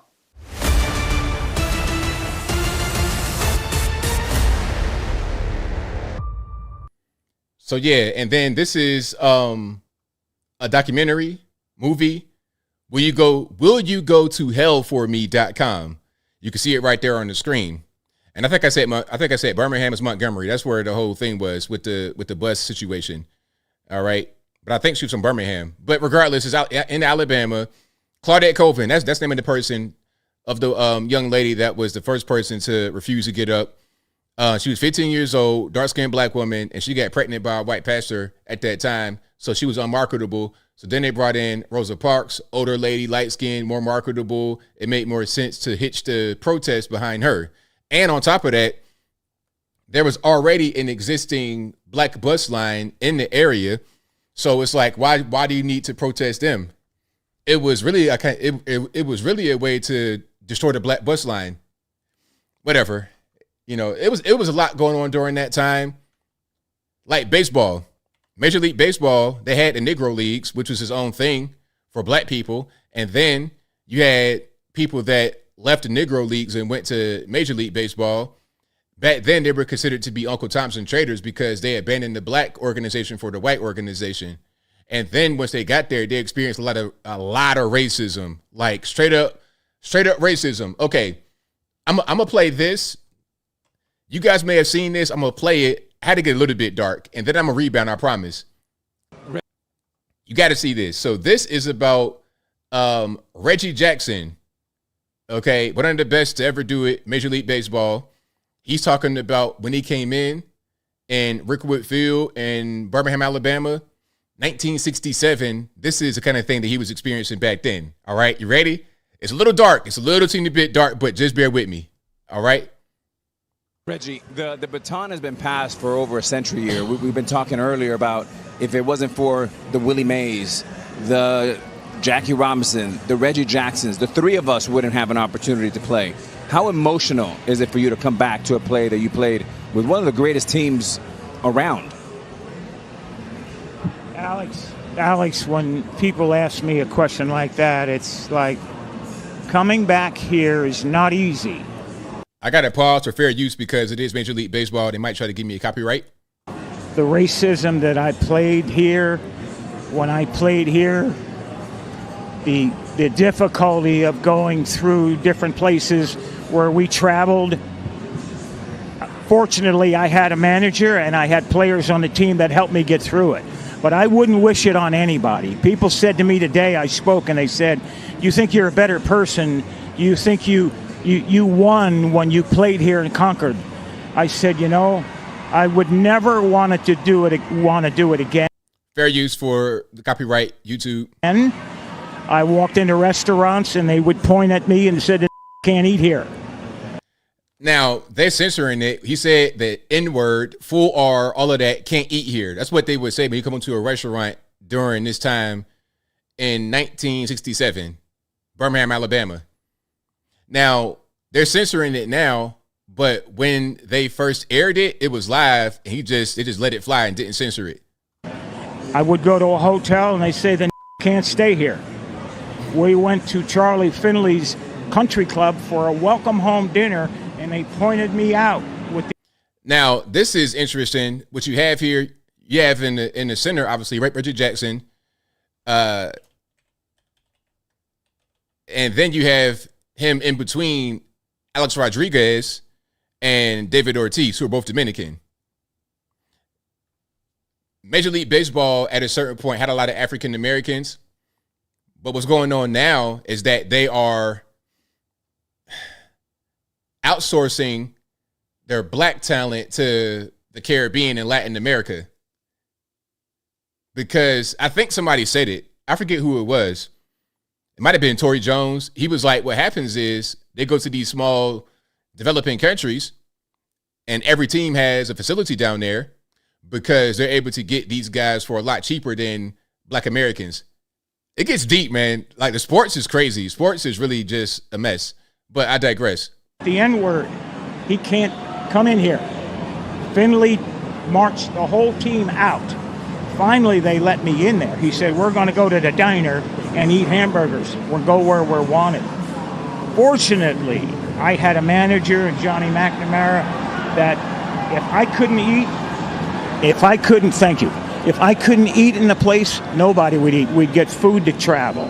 If I couldn't stay in a hotel, they'd drive to the next hotel and find a place where I could stay. Had it not been for Raleigh Fingers, Johnny McNamara, Dave Duncan, Joe and Sharon Rudy, I slept on their couch 3-4 nights a week for about a month and a half. Finally, they were threatened that they would burn our apartment complex down unless I got out. So, yeah, there was a lot going on. In the late 60s, you're facing a lot of threats of violence because you're a black player in MLB. And obviously, he's light-skinned, but clearly black. Black enough to be obviously identified as black during that time. Now, somebody said A-Rod is not black because his name is Rodriguez. Well, his last name is Ortiz. And if he's not black, I can't tell. A-Rod, you could say, oh, it was funny because A-Rod had got a tan. And then they were like, what's going on? It's like a reverse Sammy Sosa, but he's black. He just is like, has a lot of admixture of European in him. But yeah, shout out to Reggie Jackson. There's more to that, but he did have a lot of white people on the team that stood up for him, the managers, other players. There was a lot of camaraderie in the team, but you got to understand that time in that particular part of the country, it was just not, it wasn't really a thing. And the way that it worked, it was just segregated. Black stay over there, white stay over there. And it's still like that in a lot of this country, especially like down here and really up north. It's like that up north too. You got this neighborhood for blacks, this neighborhood for the Jays, this neighborhood for the Polish, the Irish, especially like New York City. It's like that. It's segmented like that. All right. Now, hold on. I'm going to show you A-Rod tan because they were like, well, what's going on? Are you okay? Now, we just saw what A-Rod looks like. Hold on. Matter of fact, there we go. I think that might be a good picture to compare. Yeah, here we go. Here we go. So this is him, obviously, with the Seattle Mariners, young A-Rod on the left-hand side, pretty light-skinned, kind of like right in the center. And then that's him when he was on the sideline during the game. And this is kind of a still lighter image. You can't really tell. So you can see this one right here. And then he looks like that. Okay. Why? Because he's black. He just has a lot of other stuff in him too. He was out in Dominican Republic doing a little bit of sun tanning, and he came back like that. Now, if I go to DR, listen, if I go to Dominican Republic and I'm on the sun, I'm gonna match my shirt. I'll be this color in 5 minutes, 100%. I don't get sunburned. I just descend into darkness. But if you like what you're hearing so far, please give the video a thumbs up. Like the video, share the video, do all that good stuff. That'll help me out tremendously. Now, let's talk about the Trump trial in New York City, shall we? Let's make a little shift here away from the race stuff. The Trump trial. Everybody knows that this whole thing with Trump is just because it's Trump and they want him out of the way. They're using the legal system to attack Trump, to be vindictive against him, and to keep him out of the White House. Everybody knows it. Everyone knows it. All right. So here's Judge Judy defending Trump on CNN with Chris Wallace. I don't know where they got Chris Wallace from. Did they resurrect him from the shadow realm? I thought he was pretty much toast, but he's still here. All right, check it out. Is that the justice system working, or is it the justice system being manipulated? I would be happier as someone who owns property in Manhattan if the district attorney of New York County would take care of criminals who are making it impossible for citizens to walk in the streets and use the subway, to use his efforts to keep those people off the street, than to spend $5 million or $10 million of taxpayers' money trying Donald Trump. I mean, very well said so far. Very well said, because everybody can see it's BS. Democrat, Republican, everybody can see it's BS. The only ones who don't see this as BS is those who have been successfully brainwashed by the media to think that this is a thing that is justified. These are your normies and your mouth breathers who don't know any better. The ones I was referring to earlier, the ones that would be in a movie like Idiocracy and act out everything in reality. Let's keep on going. On this nonsense. That's my view. But I, as a taxpayer in this country, resent using the system for your own personal self-aggrandizement. Now, if you didn't know... And that's what you think the DA did in Manhattan? That's what I think. I mean, if you look, you had to twist yourself into a pretzel to figure out what the crime was.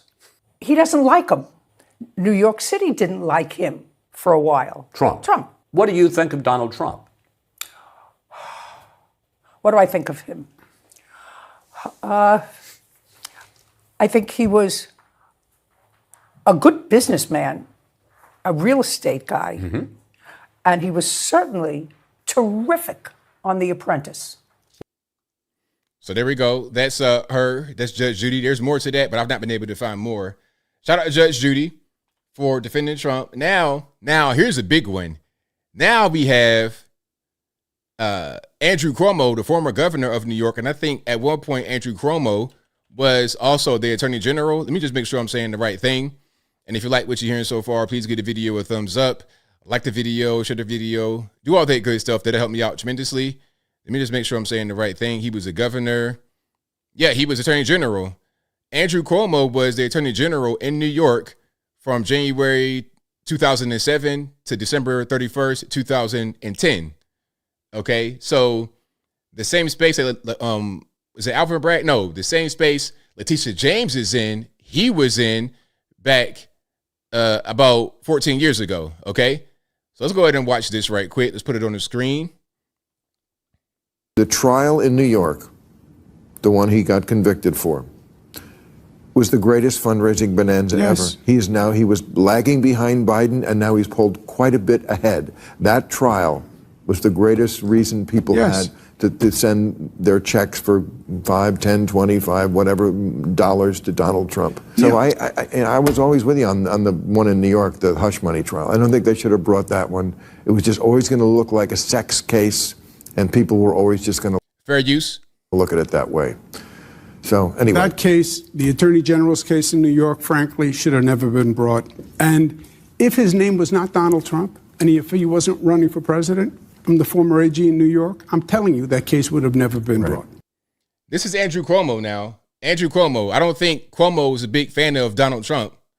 Andrew Cuomo was the attorney general in New York in 2007 and 2010.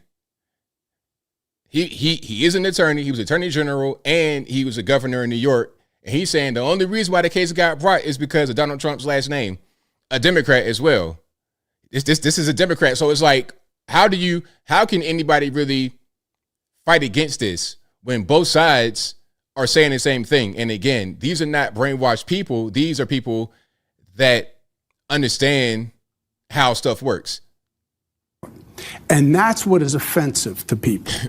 And it should be, because if there's anything left, it's belief in the justice system. The trial in New York. So yeah, that's what's happening. Shout out to Andrew Cuomo for telling the truth. I mean, why not? Just live in reality.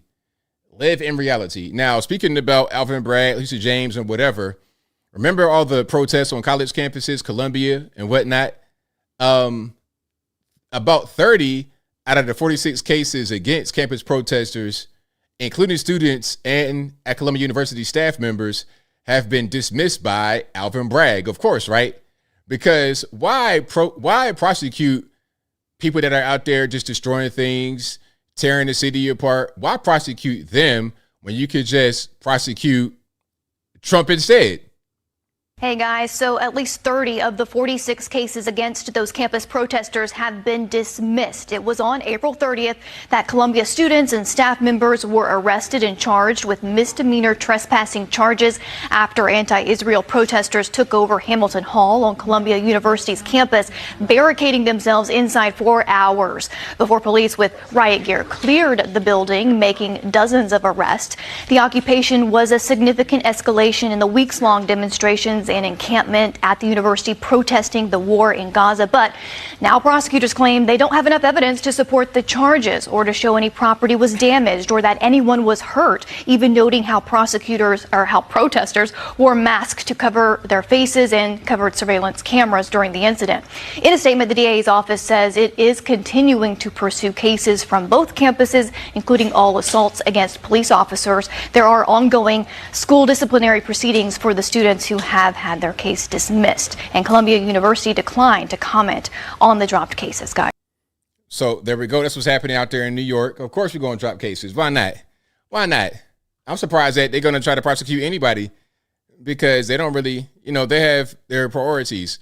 They're not really worried about public safety or anything like that. And that's kind of a silly thing to be worried about. Public safety, like, why am I worried about that? No, well, I don't care nothing about that at all. We're just going to do whatever we're going to do. DA needs jail time. Right on. Exactly.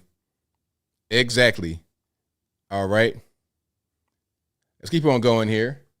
Here goes Anthony Fauci.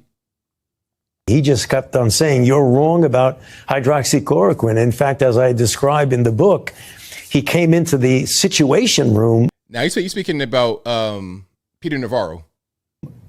Uninvited with a whole stack of papers, putting it on the table saying, Can you do that? I thought the point of the Situation Room was not anyone can just walk in. Well, he came in and said, these are the papers that say hydroxychloroquine works, and you have blood on your hands because you're saying you're keeping it for the American people, which actually even took the vice president aback and said, Peter, I think you should take this outside. If you looked at Mark Short, who's a good guy, Mark looked at him like, what the heck are you doing here? So the Vice President Pence basically thought, like a bouncer, like Peter Navarro, you should take it out. Well, he told Peter, please take this outside. I mean, I give the vice president credit for doing that. That was just an interruption in a serious conversation. He just kept on saying, listen, at this point, HCQ is definitely something that you can use. It's not going to harm you, and it can help you to fight off that thing. Now, somebody may try to clip that and say I said something I didn't say. But good luck trying to prove that. But we all know about HCQ. They tried to keep it from us because of the connection between the government and Big Pharma. I was watching this video, a really good video from this guy that travels. I forget his name. I'm gonna look it up right quick because it was a really, really good video. He went to DC and he spoke to a guy that talks about government spending and how they just take our money and burn it. They burn it. Peter Sansanello, shout out to Peter Sansanello. He had a great video about this. And in the video, the guy, I forget what he said. I think he was saying something like 50% of all people who work for the CDC will go on to Big Pharma. And the way it works is that you have a pretty good salary at the CDC, but when you go to Big Pharma, that's where the money is. Big Pharma, these are your legal dope dealers. All the drugs that are crushing this country come from Big Pharma. Listen, all of the drugs that are crushing this country right now comes from Big Pharma. All of it. Where's fentanyl come from? That's a man-made drug. It comes from Big Pharma. The COVID-19 vaccine that is killing people, allegedly, from what they said in the news story that I didn't say, I just read it, comes from Big Pharma. How much money has been made from these drugs, from the compounds, from all these different things? And it's so many. It's crazy. I got to find that. Hold on. I got to find that because they were saying that they have it's either the CDC or one of these alphabet letter organizations. One of them has a nonprofit group, and in their nonprofit, in the alphabet letter organizations nonprofit, they are largely funded by Big Pharma. So then when a new drug comes out, they are essentially being paid to say that it's safe, although it may not be. How can you say that the COVID-19 vaccine was safe when it was only out and available for any kind of testing for like less than a year? How can you say that? Obviously, you may have long-term effects from these drugs. So for you guys, when I say I'm against drugs and I hate drugs and I'm really an anti-drug person, I'm talking about Big Pharma specifically. That's where it all comes from. That's where all the problems are coming from. 100,000 Americans dead in 1 year just from the synthetic opioids that come from Big Pharma. 100,000. And the video I was watching, Peter Sansanello was talking about when he goes certain parts of Appalachia. And by the way, in Appalachia, you guys know that's where I was born. That's kind of where I am right now. But in the heart of Appalachia, West Virginia, Ohio, Big Pharma intentionally dropped the drugs right there as an experiment. How will these drugs affect these people in this area? They did that on purpose. And he says when he goes to certain parts of Appalachia, some of these small towns, half of the population is just face down on the ground on drugs. They're just completely and hopelessly hooked on Big Pharma's drugs. There was a doctor who got locked up in West Virginia. He had this pain center and had the whole town in some kind of way involved with it, whether they be hooked on the drugs or selling them or trying to get clients and getting kickbacks. I mean, you guys, like, if you think drugs are not a problem, you got to travel. It's bad. It's real bad. And also something else. Thank you, Carolyn. Hillbilly Elegy. Yep. Also something else. Over on the left coast, California, San Francisco, they were talking about the schools were closed for 18 months. And parents are at work, working hard, grinding, trying to live in a very costly place like San Francisco. And they're closing daycare centers. They're closing playgrounds. So the kids are just out in the streets to fend for themselves. You have homeless everywhere, tents on the sidewalk. You can't walk on the sidewalk. So you got these little kids ducking in between cracked out homeless people that are very dangerous and traffic and the drug residue on the ground. It was crazy. It's a mess. It's really, really bad. But anyway, I digress. If you like what you're hearing so far, please give the video a thumbs up, like the video, share the video, do all that good stuff. That'll help me out tremendously. Now, speaking about drugs, I think we all know that they put something in this man to make him some kind of way animated, okay? If you were just to take some kind of syringe or something and just dump it into a glob of clay and it moves, that's the same kind of vibe we're getting right here from Joe Biden. Check him out.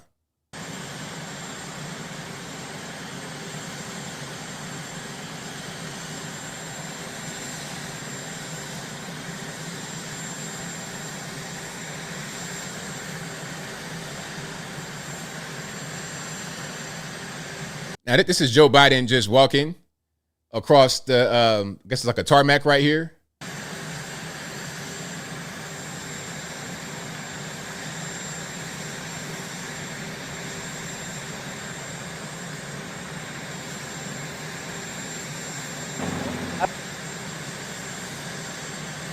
His movement does not look good, and everybody can see it. I'm gonna turn the sound down. We don't got to have the sound of the actual planes in the background. But he doesn't, he's barely able to be animated. I think this is him right here going to Camp David before the actual debate.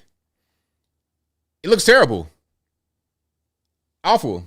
So I don't know what they're going to put in him.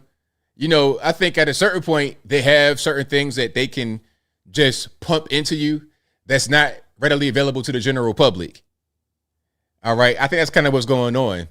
It just pump whatever they can all on your hind parts, shoot that in you, and sends you on your way.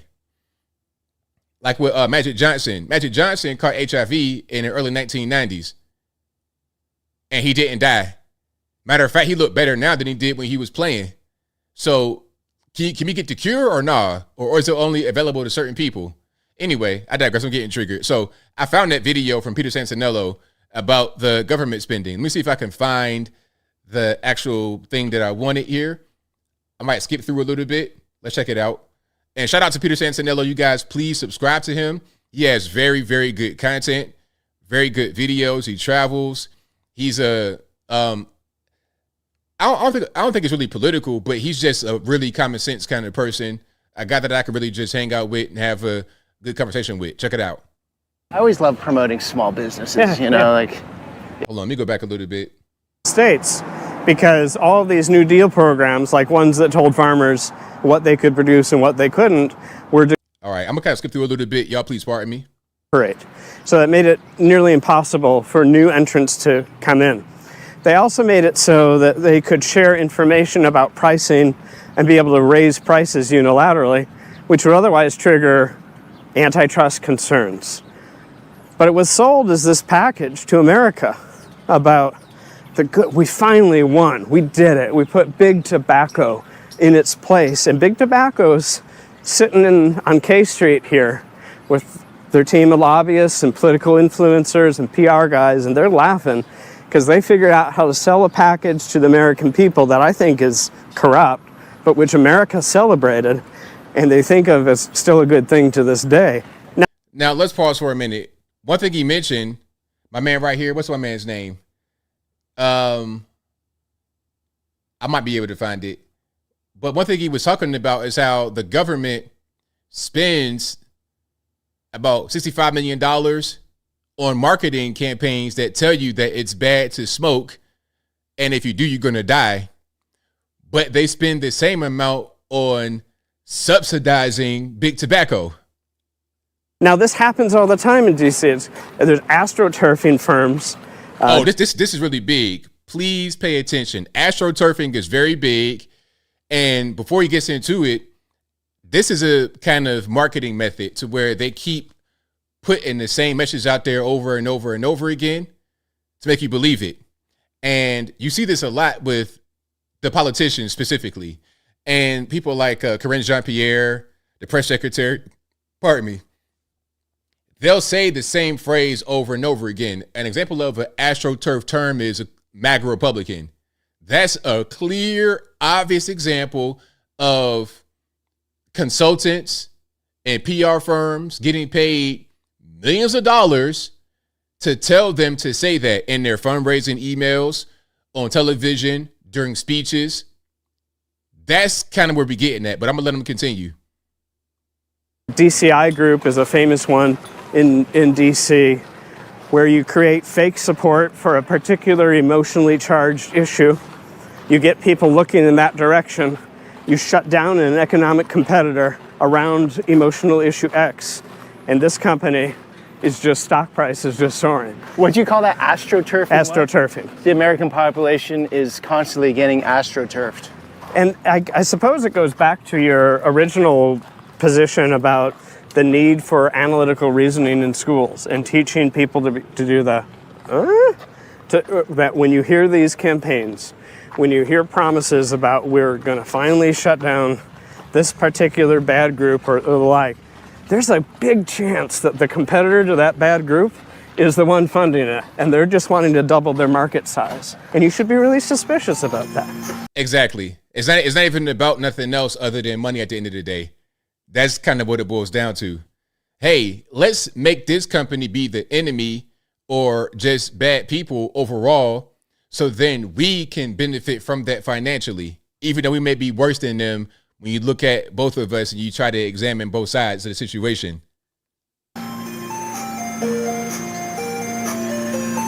$1 a year for all the agencies we saw so that each one can have a PR firm. All right, but kind of go back a little bit. Did I keep on moving? Time, they sort of morph and grow into something more powerful. Curious fact about the CDC, any employee that goes... Oh, here we go. Here, you about to get into it. Watch this. Listen very close. And more powerful. Curious fact about the CDC, any employee that goes to work there has a 50% chance of sometime in their life then working for Big Pharma. One of the large... 50%? 50% of the employees here who are governed with dictating public health standards in the United States will go on to work for Big Pharma. Okay, where are you getting that number? I can send you links for the... Okay, I'm going to put the link in the description. Yeah, I'm happy to give you a whole lot of data. Okay, cool. Revolving door, we were talking about HUD. If you look at Merck and you look at several of the big pharma companies and their leadership that they send in at executive levels at the CDC, that's pretty amazing as well. So the incentive structure is, for many, put your time in, you're in a government job, you're going to get a pension, then down the road, potentially, you're going to get something much better. You got the deal with the company that's going to pay you way more. Now, there's a 1-year cooling off period. Most people, that applies to most federal agencies. Once you leave, you have to wait 1 year to work for a regulated community that, would be subject to the government body that you were employed for. But here's a more curious fact about the CDC. It's one of the few agencies where Congress said, not only is the agency good, we're going to allow you to create your own nonprofit. Okay, so here's where they get into like the whole money thing.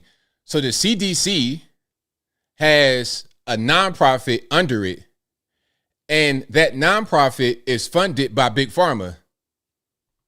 So when you are hearing messaging from the CDC about what's healthy or not, take it with a grain of salt, because they're funded by the same people that are the main ones damaging your health with these drugs that have become ubiquitous in American society, namely the synthetic opioids. So it has a nonprofit group on the side, the CDC Foundation. Who are its main sponsors, might you guess? Who, Benjamin? Who? Big Pharma. So Roche, the maker of Tamiflu, put several $100,000 into that. Who produces informational ads that you should try to use Tamiflu or flu prevention medicines? The CDC. Pfizer put in over $3 million for a disease they're working on. Who will be producing informational advertisements about that? The fine folks at the CDC. So that's a strange conflict of interest. It's given rise to people saying that all the disclaimers the CDC puts out saying that this is independent advice and is completely impartial probably should be removed. It should be removed because if you're putting out notices and advisories about certain drugs, but you're getting paid by the company that produces the drug, how can you be non-biased? How is that possible to do that? It's strange to have the financial backing of a industry and community that you regulate financially support. A call from the CDC. Yeah. And then as he's out there talking about the CDC right in front of the building, they call him. I wonder why they called him. Is this just a coincidence? Maybe we touch on something even more controversial. Okay. COVID. And, we saw at least there was one public statement from former Secretary Walensky that the U.S. should have done better, could have done better in its COVID response. At this point in time, shouldn't it be like, okay, here's a moment of reflection. We should stop. It was a chaotic time. It was a wild time. Mm-hmm. Now, what worked, what didn't? What was more beneficial and what wasn't, and learn from it, right? Yeah. To me, many of these issues, I don't know if it's the media cycle or just how human minds work. It's like the treadmill of events just keep coming at you, and like rear view mirror is not being looked at too closely. Something as serious as this, we should all sit down. It doesn't matter the political party, and be like, okay, what'd we get right? What'd we get wrong? Yeah. Now there's more to that video. I ain't gonna play my man's whole video, but again, that is Peter Sansanello, his channel. You got to check him out. He goes all over the country. He was in Hawaii. And one thing they were talking about is these federal agencies ignoring the issue in Hawaii, just leaving it up to locals to fend for themselves. Okay, you are a state in this union, yes, and you pay taxes, you do all that, but you're getting ignored by the federal government. This is the kind of thing that causes civil unrest, because this is the reason why West Virginia exists, is because they were being ignored by the state government. Now, y'all know about West Virginia. It's far from like the coast, East Coast. You have mountains and whatnot in between. Can I pull up a map right quick? Let me just show you guys what I'm talking about to make my point. And if you like what you're hearing so far, please give the video a thumbs up, like the video, share the video, do all that good stuff. That'll help me out tremendously. But they were being ignored, so then that caused them to separate. Okay, and it's the same kind of thing happening right now. People are getting frustrated. People are irritated at what's going on, and they want to do things differently. All right, let me see if I can find a good one that has, matter of fact, I think I'm going to just do this. Go to Bing and put up their map. I think that'll work pretty well. It'll work well enough. Okay, let me just do this. All right, and so let's do this here. So you see West Virginia right here. Can't really see it. You can see it right here, the line. Now, the actual governing body of Virginia is way over, like Richmond, way over here. And that's far from West Virginia. Now, you can kind of see this line. You see this line right here in the center? This road, 81. This is like right at the foot of the mountains to West Virginia. So to get from Richmond or Norfolk or DC over there, it was just far. And they felt like they were being ignored. I can find a better map than that. I can. But as a result, they were like, look, man, we got to just do our own thing because we can't keep having y'all just totally neglect us. We exist. We're out here. And it's the same thing happening with Hawaii and a lot of the country. A lot of the flyover states are being ignored. They're just not being represented properly. And you still got to pay taxes. This is why there was a conflict to begin with. Okay, you're being taxed, not represented. Here's a better map. Okay, so you can see the line right there. And Richmond is like way over there. So to get from way over here on the right-hand side up into Charleston, which is the capital, you're crossing these mountains, and the mountains are very treacherous, especially back then before the interstate system and the emission of the motor vehicle. They were just getting ignored. They were over there just coal mining and stuff and being isolated away from the rest of the country. So when you go into the state, you're going to find very different accents and different ways of living, real old ways of living, because they were isolated. And this is what caused people to get frustrated and try to do other things aside from just do with the federal government or even the state government. Hawaii is kind of feeling that same situation right now. All right. So yeah, shout out to Dub V, West Virginia. Love my state, love my people, love my family out there. The best people on planet Earth live in West by God, West Virginia, and that's all fact. Daryl Bruno says, interesting fact, the tiny northeast panhandle of West Virginia was ceded so the state will have access to the Potomac River, the only link to the sea. Very good one. It's over there by Berkeley Springs, Harper's Ferry, all of that. And ironically enough, the panhandle also gives them access to be part of the DC metro area because people will live like in Harper's Ferry, Berkeley Springs, hop on the train and go from there to DC in about an hour's time. Fun fact. So yeah, but we don't consider them to be part of West Virginia. That's like that's like DC weirdos. We don't really consider them to be part of the state. Now, I got one more video for you guys that I want to get your opinion on. I'm going to play this, and I want to hear what you guys think. Now, this is about the migrants, illegal aliens, whatever you want to call them, whatever they may be at a particular time, and the ability for them to gain citizenship. All right. Now, let's watch this. We need high-skilled workers in this country. Yes. We need to recruit the best and brightest from the world. I agree. Can you please promise us you will give us more ability to import the best and brightest around the world to America? I do promise, but I happen to agree. That's why I promise. Otherwise, I wouldn't promise. It's so sad when we lose people from Harvard, MIT, from the greatest schools and lesser schools that are phenomenal schools also. And what I wanted to do, and I would have done this, but then we had to solve the COVID problem because that came in and, sort of dominated for a little while, as you perhaps know. But what I want to do and what I will do is you graduate from a college. I think you should get automatically, as part of your diploma, a green card to to be able to stay in this country. And that includes junior colleges too. Anybody graduates from a college, you go in there for 2 years or 4 years. If you graduate or you get a doctorate degree from a college, you should be able to stay in this country. And you know more stories than I do, but I know of stories where people graduated from a top college or from a college, and they desperately wanted to stay here. They had a plan for a company, a concept, and they can't.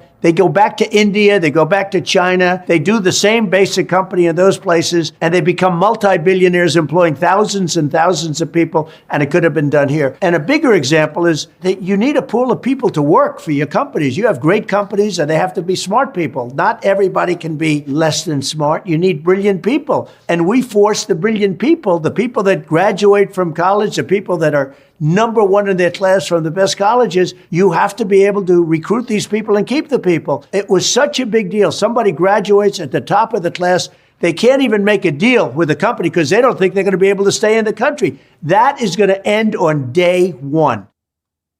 All right. So what do you guys think? Do you think that these migrants, illegal aliens, or whatever should be able to get green cards after they graduate so they stay in the country and don't create kind of a brain drain? Like, what do you guys think? Y'all let me know. Yeah, it definitely should be. It should be regulated. It should, if they're going to do that, it has to depend on a certain kind of degree they get, because we don't want people just to be getting whatever. Because you can get any kind of degree, and then like you can go to a degree mill, get whatever you want, and then okay, I can stay here. I have a degree in underwater basket weaving, and I'm going to just keep on rocking out. That ain't really what we should be doing at all. Okay? That's not it. Because people also, they do really weird things with the ability to come over here. But if you like what you're hearing so far, please give the video a thumbs up. Like the video, share the video, do all that good stuff. That'll help me out tremendously. Deb says, nope, not without strict standards about the type of degree. Has to be useful. Butthead says no. I say no, let them go back to their country and fix their own country. USA only or get out. They're not here to live. Elon Musk, good. But I think Elon Musk just immigrated here legally. There are some foreigners that are over here creating industry for America. Elon, who else? RIP Steve Jobs. He was from he was from Syria originally, but he got adopted. Or not Syria, I think he was from Lebanon. Somewhere over there. Syria, Lebanon, something like that. But RIP to him. But he was adopted. Let me see.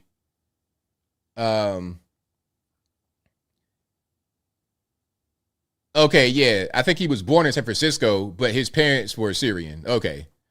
So he was a citizen already anyway. All right. Let's keep on going. I think that's going to be it for the videos, but I'm going to get to some super chats, and then I'm going to get to the calls. I know the drill. The number to call is 434-658-1220. Again, 434-658-1220. And shout out to you guys for being here on a Sunday. Could not make it on yesterday, but I am here now. So thank y'all again for joining us. Thank you to Sometimes Friendly, who says, thank you for joining us tonight, ABL. Thank you for being here. Definitely appreciate you.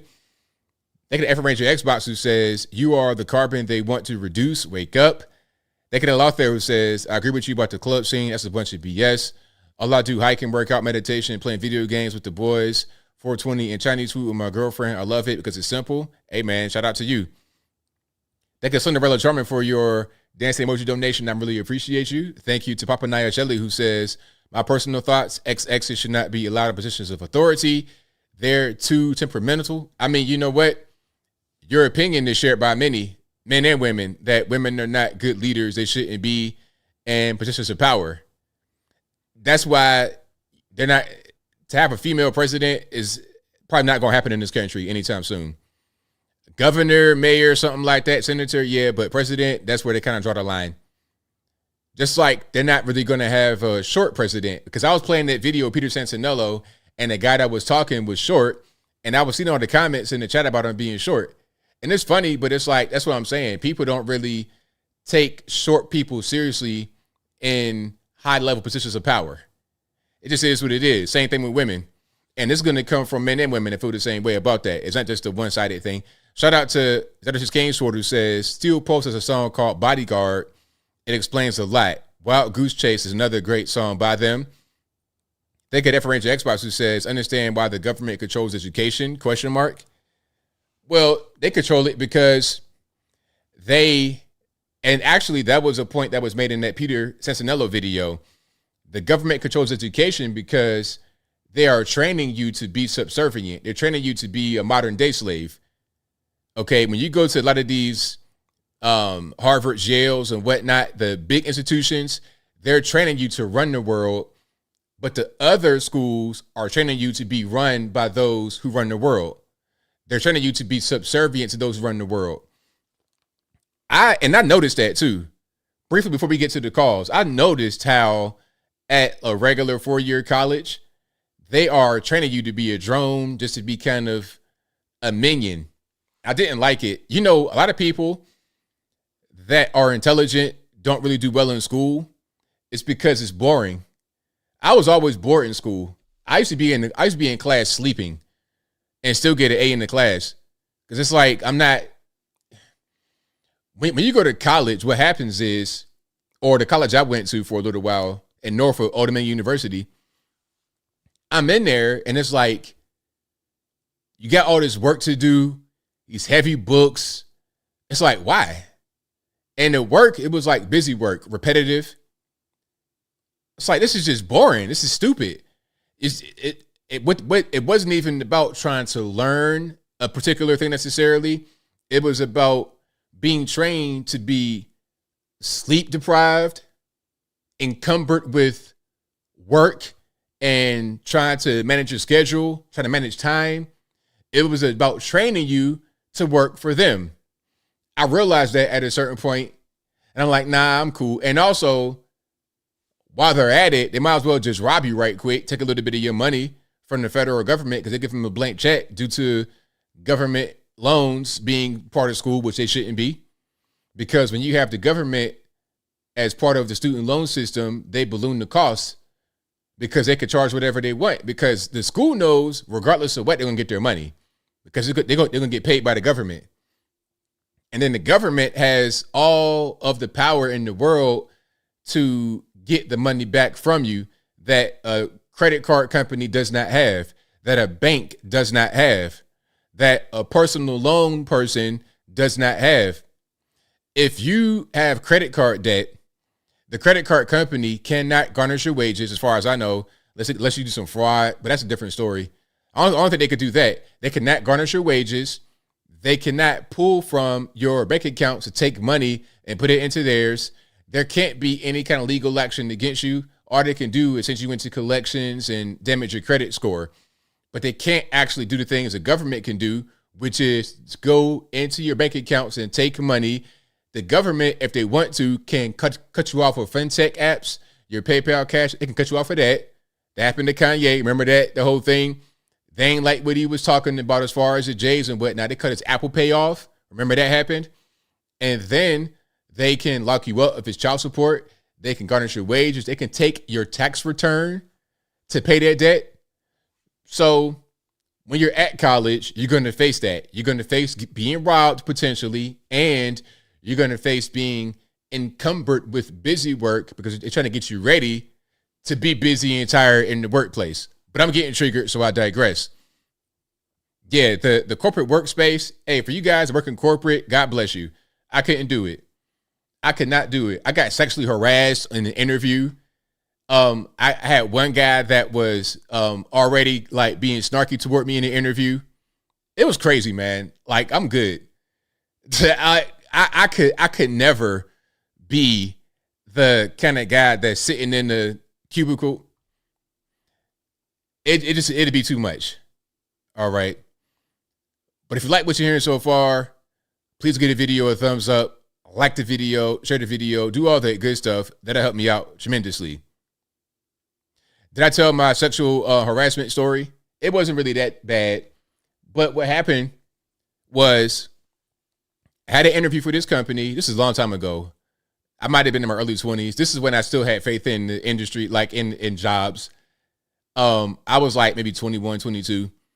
So I have the interview and it goes well. It's an older white lady, probably in their 50s at the time. I'm like 21, 22. I'm a young dude, straight out of college. And I got this like, I don't want to say that, but anyway, have the interview. The first interview goes well. I think there might have been a total of 2 or 3 interviews. The second one goes well, and I'm a naturally charming person when I talk to you. I ain't trying to toot my own horn, but it is what it is. So I'm talking, and the lady is laughing and giggling and stuff like this. I'm not trying to be flirtatious. I'm just trying to be personable and to show that I'm a good part. I'm a good fit. I can be an asset to your company. I'm not going to be no hood rat. I'm going to just be cool, good dude to work with. But I could tell that she's starting to kind of like me in a different way. But I'm trying to just not really buy into it. So on the third interview, I go there, and then rather than being in the common area as we normally are during the interviews, now we're in our office with the door closed. And it's a Friday. I don't know if it was dressed down Friday. Normally she wear like pants or something like that, like a more business kind of thing. This day she had on some jeans that was real tight, and she had on this shirt. I could tell that she went in the back of her drawer and picked out this shirt that's probably been there since 1987 and put that on with the little cleavage or whatnot. And she's being real like laughy and trying to like lean over and show me. I'm like, no, I'm good. I am super good. I got the job offer, but it wasn't paying nothing for the first. It wasn't even really paying no money. And I knew that if I was to accept the offer, she was going to want something else. You understand what I'm saying? It wasn't going to be no, all right, you just get this job and you're going to be at a desk. Nah, you're going to be in this office doing something else with me. So I'm like, no, thank you. I'm good. But I digress. I digress. Yeah, man. So I don't know how y'all do it. God bless you guys. Working corporate America is not for me. Let's keep on moving here. The number to call, 434-658-1220. Again, 434-658-1220. And let's keep on rocking and rolling. Yeah, hey, Jennifer Lopez, I totally understand. I know where the ladies, what you guys are dealing with, because these men out here are completely ridiculous. I know what you guys are dealing with. That's why I say, God bless you guys that deal with it. I don't know how you do it. If I experienced that as a man, I can only imagine what y'all are going through every day on the workplace. You know, this dude trying to be your work husband, fat, breath stinking, all under your back of your neck. How's your weekend? Ain't nobody got time for that. Can you just get out of my cubicle space, please, Peter? Anyway, let's go to 858. You're on the line. Who am I speaking to? My name is Charles, Mr. ABL. All righty. What's going on? I'm calling from San Diego. So I thought I saw that you had asked a question on how true or how accurate those news reporters' estimate for the population was, and I was wondering if you had gotten that answer yet. No, I haven't. I have that for you if you'd like to hear it from the Census Bureau. Okay, go for it. Okay. In 2022, we had 43.4, and this is San Diego County, by the way, so that encompasses all the different cities. And I don't know if they were referring to the city area or the county in general, but anyhow, moving forward, 43.4 white, 35% Hispanic, 12.4 Asian, which I think is considered brown last I checked. I don't remember exactly. And 4.7% black and 3.7 multiracial. So I guess if we're combining the black and brown community, I don't know if the white community is necessarily the majority anymore. Well, I mean, I don't think you can't really combine different. You can't really combine the black and brown as one. You know, it's got to be. Okay. You see what I'm saying? Because but they did combine it when they were making their point or their statement or whatever. So I thought we were combining that number. Okay. See what I'm saying? Yeah, I understand. Yeah, but if we're not combining, then yeah, the whites do have the majority still in San Diego County. But then, curiously, I did some checking because there's different city areas. I don't know how familiar you are with San Diego, but you have a city like Chula Vista or Nashville City, which is a little further south from San Diego City, and then the numbers are completely flipped. So in both of those cities, for example, you have 60% Hispanic, 40% white. And then it was close to that in the other city there. One was National City. And yeah, the other one was 64 and 44. Okay. So, yeah, I mean, San Diego's pretty diverse, though, I would say, overall. That news station seemed very focused on the whole race issue right there. We're trying to make it one anyhow. Of course, it's always like that because whenever it can be a race issue, people want to hop on it and exploit it for their own purposes. And sometimes they're being just asked a question. It's just so much about race all the time. I wish they would stop. I do too, especially living here. I mean, and when you think about what's likely going to come of that whole ordeal with this, I got to admit from the video, from everything that I saw, come on, guys, why are you breaking a window over that? You got his name, you have his license plate, tinted windows. Maybe there was some fear there that somebody in the back seat, guns, I don't know. But I just don't get a good feeling as far as, I just feel like they're going to favor the gentleman here. Maybe they should, because that might have been a little bit overboard, in my opinion. I mean, it might have been, but see, the whole thing could have been avoided. Like, I'm just all about, I'm all about just not having the conflict start. To begin with, that's right. He was confrontational. You're not wrong. Yeah, you're not wrong about that. Your take on the video was spot on to where my mindset was. That's for sure. Yeah, we got some crazy cops going on in San Diego right now, though. There was another one where cop got locked in the back seat with a girl. Oh, was that San Diego? That was San Diego. Oh, wow. As well. That's funny. So I don't know what's going. I think this is just theory. I don't know, but I think it's because we got. They lowered the standards of what to hire for the San Diego police force as far as qualifications goes. And you got to wonder if education's part of the lowering of standards. They were not requiring as much of an education, because these are some stupid mistakes, to be honest. For sure. I mean, come on now. And the mayor of San Diego City is part of the Rainbow Mafia. So, he had an ordeal when he first got elected. That was tail end of the whole, the scamdemic thing Bob. And so he was all about defunding police. If you don't get the then you got to go. You can't keep working here. So he diminished our police department and our fire departments. Right. And this is, now we're hiring these yahoos that, come on now. Come on. Lock yourself in the back seat, break a window over a tent pullover. I don't know. They just seem like dumb mistakes. Absolutely. For sure. So I'd like to support my blue, just not in these cases. Right on, man. Well, thank you for your call. I definitely appreciate you. Yeah. Hey, thank you for listening. Appreciate it. Take care, guys. All right, now. Bye. All right, great call. Shots on, man, for the calls. Keep on rocking and rolling here. The number to call, 434-658-1220. Number's always in the description. 860, you're on the line. Who am I speaking to? Yes, it is. F&A Ranger Xbox. How you doing, brother? I'm doing well, man. How about yourself? Oh, pretty good. Does be expected. But I graduated high school in 1979.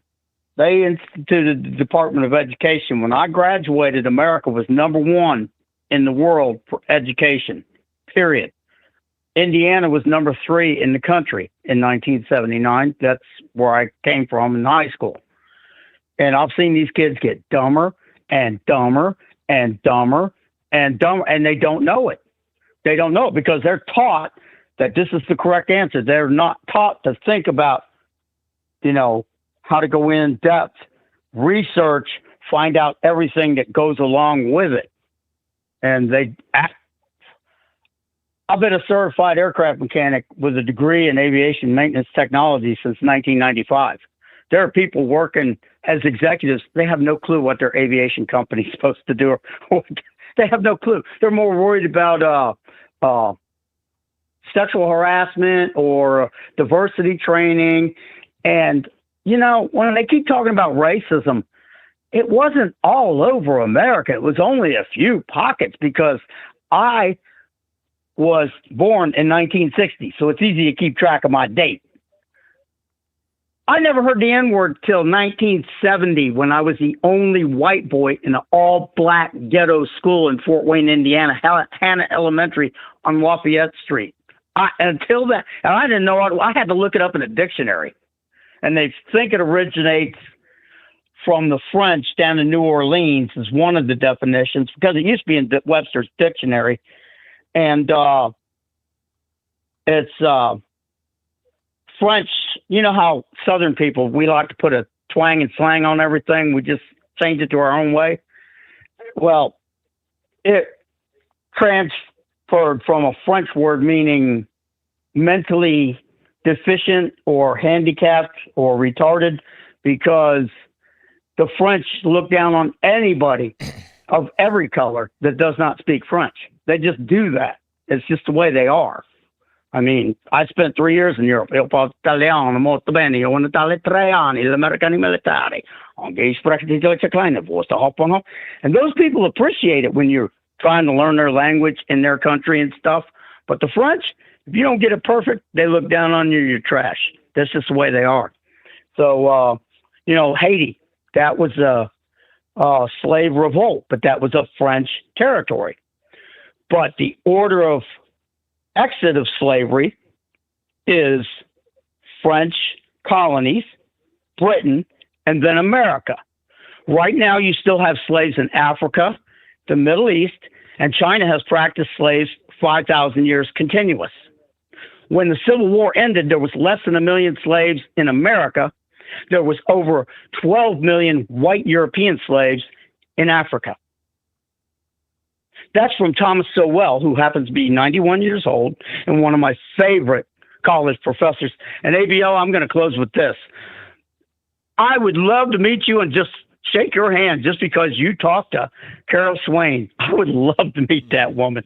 ABL, have a good night. God bless. And people, find out about Jacques Attali, Weapons of Hyperconflict, and read the book he wrote in 1980 about you useless people, because after you get 60 years old, you're worthless. Of course, he's 78 years old, but he's a billionaire. He's different. Y'all take care, ABL. Love you. You take care. God bless America. Let's get our country back, people. Bye. All right, thank you for the call. Definitely appreciate it. Let's keep on rocking and rolling. You guys know what to do. I appreciate y'all for being here on a Sunday, on the makeup day. Y'all know I'll be here doing my regular streaming schedule. I'll be here on Wednesday for the show. And also Thursday, we're going to be doing a debate, hopefully. With the debate, sometimes they want to try to gatekeep it. But I'll also be here on Saturday, again, for the regular time for my stream. So y'all guys check me out then. But the number to call is 434-658-1220. Again, 434-658-1220. And let's keep on rocking and rolling. All right, let me see. I'm reading some of the comments here.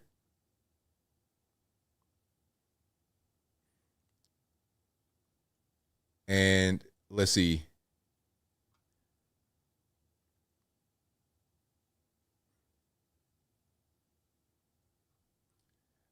I thought I saw something I wanted to respond to. Y'all give me a second.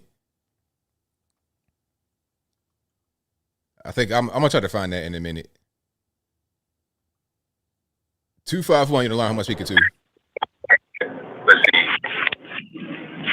251. Go ahead. I didn't hear what you said. I said, go ahead. And go ahead and what? Okay, you have me on in the background, so turn the stream off in the background for me, please.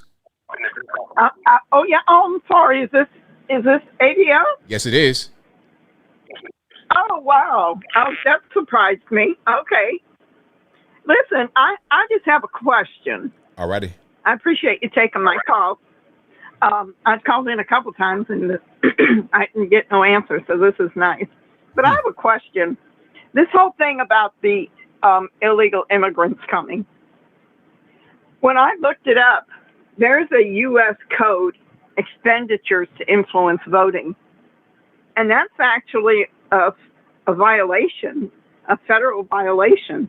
Why isn't anybody pursuing that? Because that's exactly what they're doing. Why aren't they holding the Democrats accountable for influencing these people? And if you read it, it talks about influencing them two different ways, either for voting for a particular candidate or withholding their vote from a particular candidate. And it's subject to a fine, and it can also be imprisonment for about a year. But why isn't anybody doing anything? Because they're just bribing these people, inviting them over and giving them all this money and all they're doing for them, putting them up in hotels. You know, everybody knows it's to gain votes. I mean, he's losing so many people. He's trying to make up somewhere along the line, but I don't believe it's going to work. But nonetheless, why isn't he held accountable? It's called it's the U.S. Code, Title 18, Part 1, Chapter 29, and it's 18 U.S. Code 597, expenditures to influence voting. Do you know anything about that? I'm not really familiar with it. Okay. Well, it says it's against both state and federal law to pay someone to vote for a given candidate and to sell one's vote.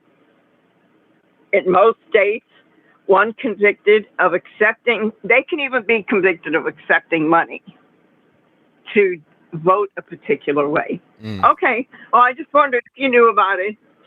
It just bothers me that nothing's being done. You know, we're just sitting on our hands. And anyway, so if you don't know, you don't know. But I enjoy your show. My friend, I live in Alabama, and my friend was here from Maryland. She'd never heard of you. She was visiting, and I played you. I'm telling you, you had her laughing so hard. You are hilarious. I mean, you got to listen to you to catch it, though. But you are hilarious. You just slide right by it. You throw out all these funnies and keep on going. But anyway, God bless you, brother. I sure love you and pray for you. And hey, look that up if you get a chance. That'd be something interesting. Well, I definitely will, for sure. And thanks for taking the call. Thank you for the call. Appreciate you. All right. Bye-bye. All right, I looked that up. I'm not even familiar with what she was talking about. I'm gonna look it up. But yeah, shout out to her. Great call. And I'm glad you guys are enjoying some of the comedic content I put in there. I slip little stuff in there. Just, you know, that's just part of what I do. But shout out to you guys. I appreciate y'all. And if you like what you're hearing so far, please give the video a thumbs up. Like the video, share the video, do all that good stuff. That'll help me out tremendously. The number to call, 434-658-1220. Again, 434-658-1220. Yeah, you know, shout out. The comments are funny. Shout out B to the Rye, who says, hey, ABL, hook me up with that ATL judge lady, bro. Thumbs up, laughing emoji. Yeah, some of y'all like her. But listen, I done already had experiences with that kind of individual, and they may look good. I've never met that lady before, specifically. But that kind of, people kind of get enamored and be like, oh, man, she look good. Okay. You wake up in the morning and your car be on fire. Your car be on fire. She done called your job, blowing your phone up. Yeah, nah, I'm cool. I am cool. I'm not really going to be able to do nothing with it. So, yeah, that judge lady is a mess, a complete mess. Okay. Yeah, it's crazy. But that's how it is in Atlanta. There's a lot of that kind of stuff going on. But I avoid all those situations. I avoid all those people because I don't have time for all the extra stuff. I'm just trying to, I mean, stay on the straight and narrow. I don't want any kind of weird distractions to get in the way. That's not what I'm into. Hey, said, show me the picture. Y'all, hey, man, stop. Hey, rather than me showing the picture of the judge, what you should do is get a load of, get a big swig of that right there. Get a big swig of that and stop being thirsty. That's what should happen. That is what should happen. Yeah, Judge Peterson is right, Ansel. Whole big crazy mess. I would never. Man, ugh. I am cool.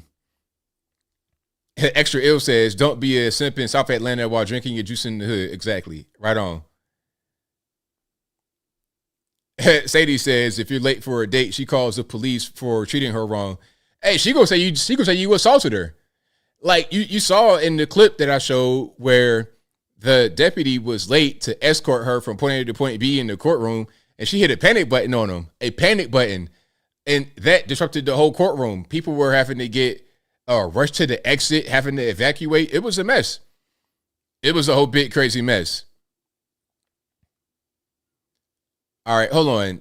Michael Critchlow, shout out to you. Michael Critchlow says, men on the street interviews are hilarious, but we got to be fair. Please play Eugene Littman, smartest girl in a U.S. short. Oh, I've seen some very smart people too. Shout out to all the smart people out there doing the street interviews. Let me see if I can find that right quick. Eugene Littman.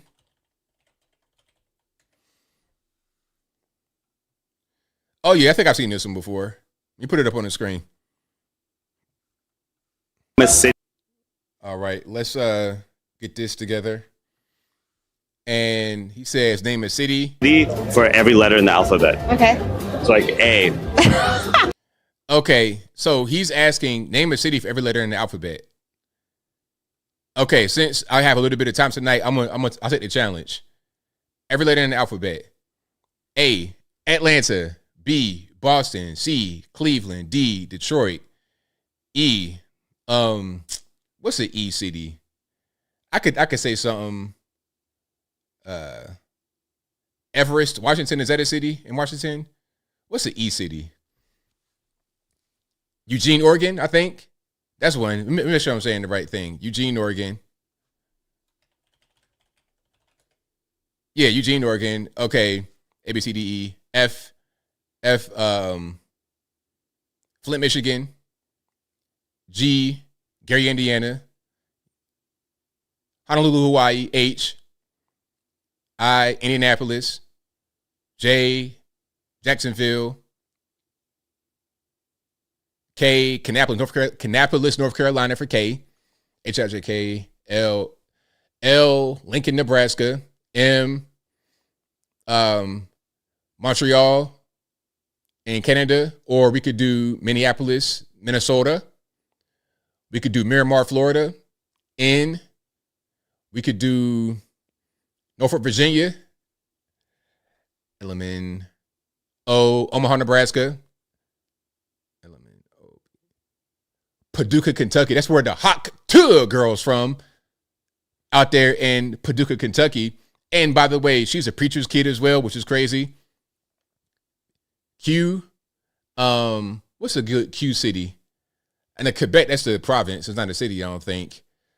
Q, wow, I might get stumped on that one.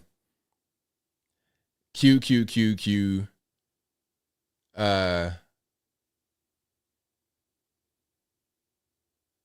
Quad City, is that a city? I know Quad. That's a group. Quad City DJs. That might be a city too. What's a Q? Quincy. Quincy, West Virginia. Yep. Quincy, West Virginia. That's not really a city. It's like a little town. But I mean, like another place called Quincy, like a city. You can go with Quincy, Massachusetts. Let's go with Quincy.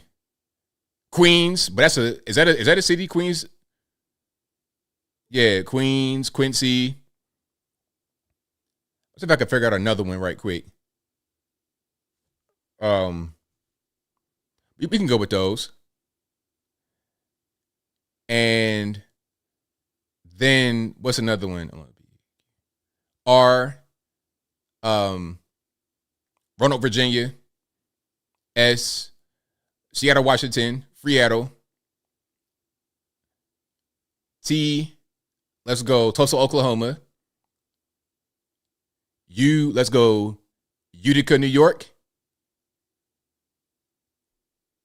V, let's go with Venice Beach, California.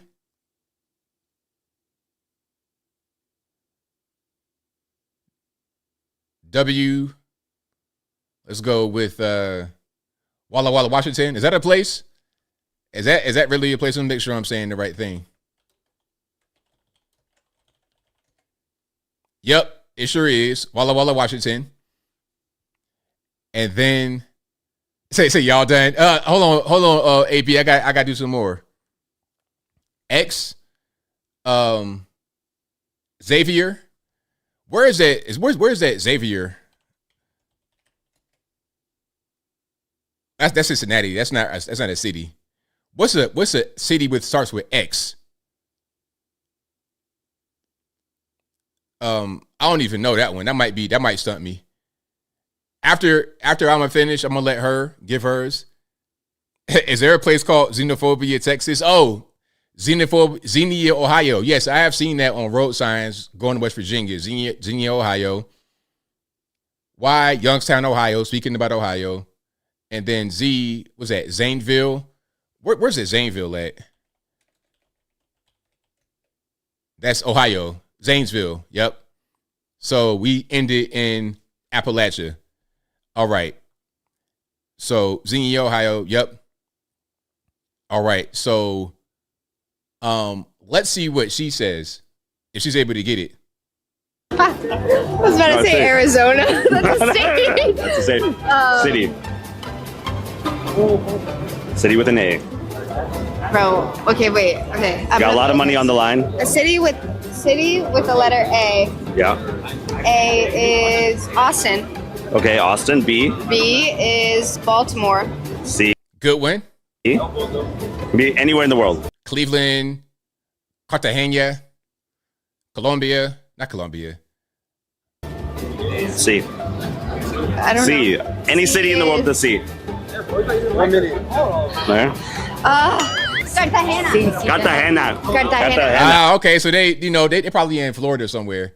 They got some Colombians.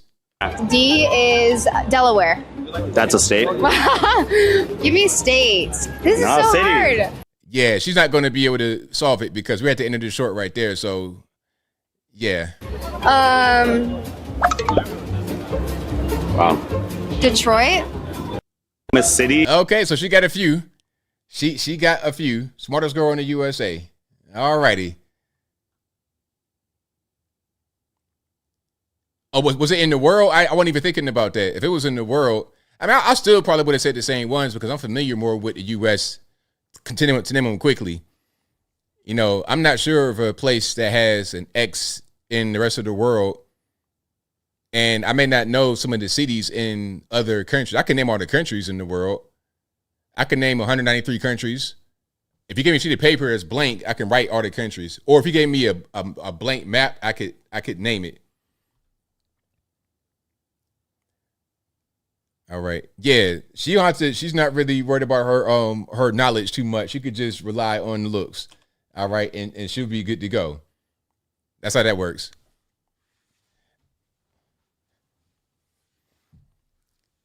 I didn't think about Des Moines. That's a good one, Griselda. Scacksville, Maryland. That's the S one. Okay, interesting. I could do a lot of them in Maryland. Bowie, Silver Spring, Bethesda, Baltimore, Towson. There's a few Baltimore places. Germantown, Maryland. Yeah, shout out to Maryland. I feel bad that you guys got to be kind of dominated by DC and Baltimore. I saw a video about Baltimore. I gotta find that. Name all the country. Okay. So I got some time. I'm a name a bunch of countries. Hold on. I'm gonna do a blank map. Let me find a blank map. I'm having a little bit of fun. That's all. A blank world map. Let me see if I can find a blank world map. that will give me some good outlines so I can just point to them. Actually, there's a what I'm gonna do. I'm gonna do a quiz live. Okay, this is called this is on this thing called Jetpunk, and you can fill in countries of the world. All right, I'm gonna do it live on the stream. We're getting close to the end, so I got some time. You can see it right here.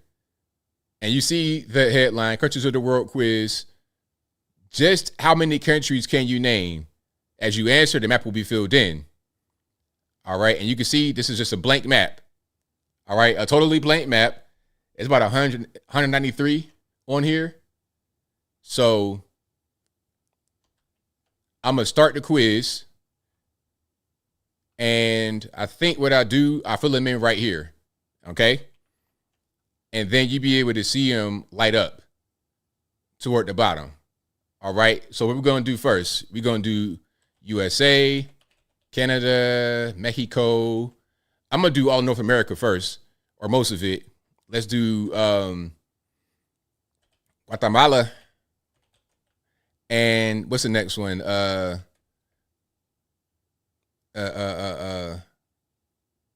Panama, Belize, where else? Nicaragua, not Ecuador. I could put in Ecuador, but that's not what I'm looking for right now.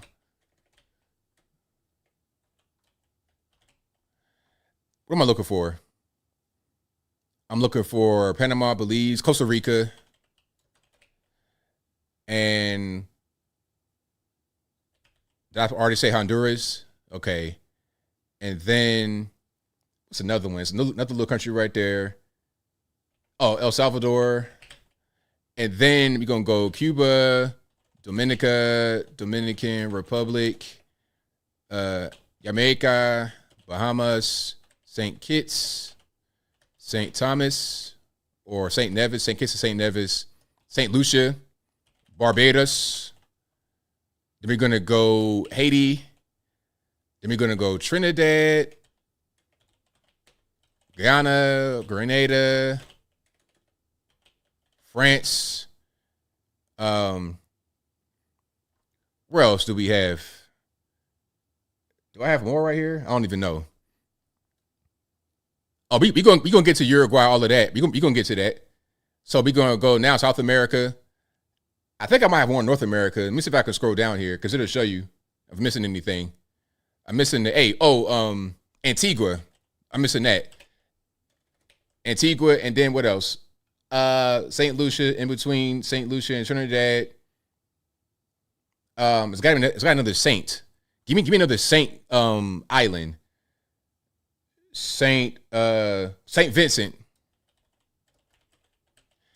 Okay, I got North America's already finished. Now South America, we're gonna go Brazil, Paraguay, Uruguay, Argentina, Chile, Peru, Ecuador. All right, play Ecuador.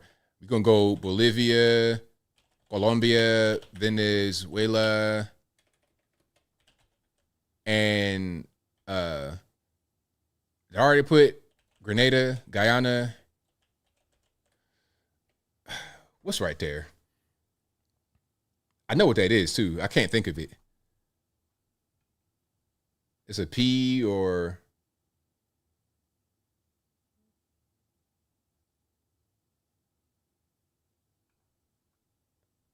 what's this country right here? This is like right next to Suriname. Hold on.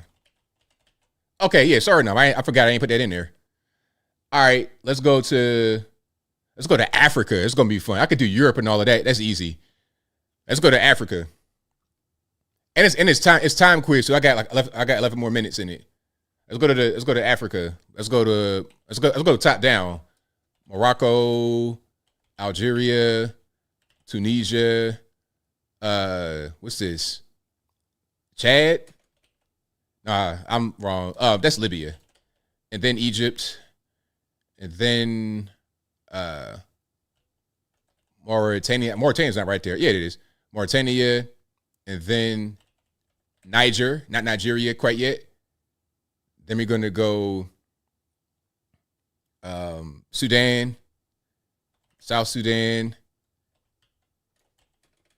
Djibouti, Ethiopia. What else is right there?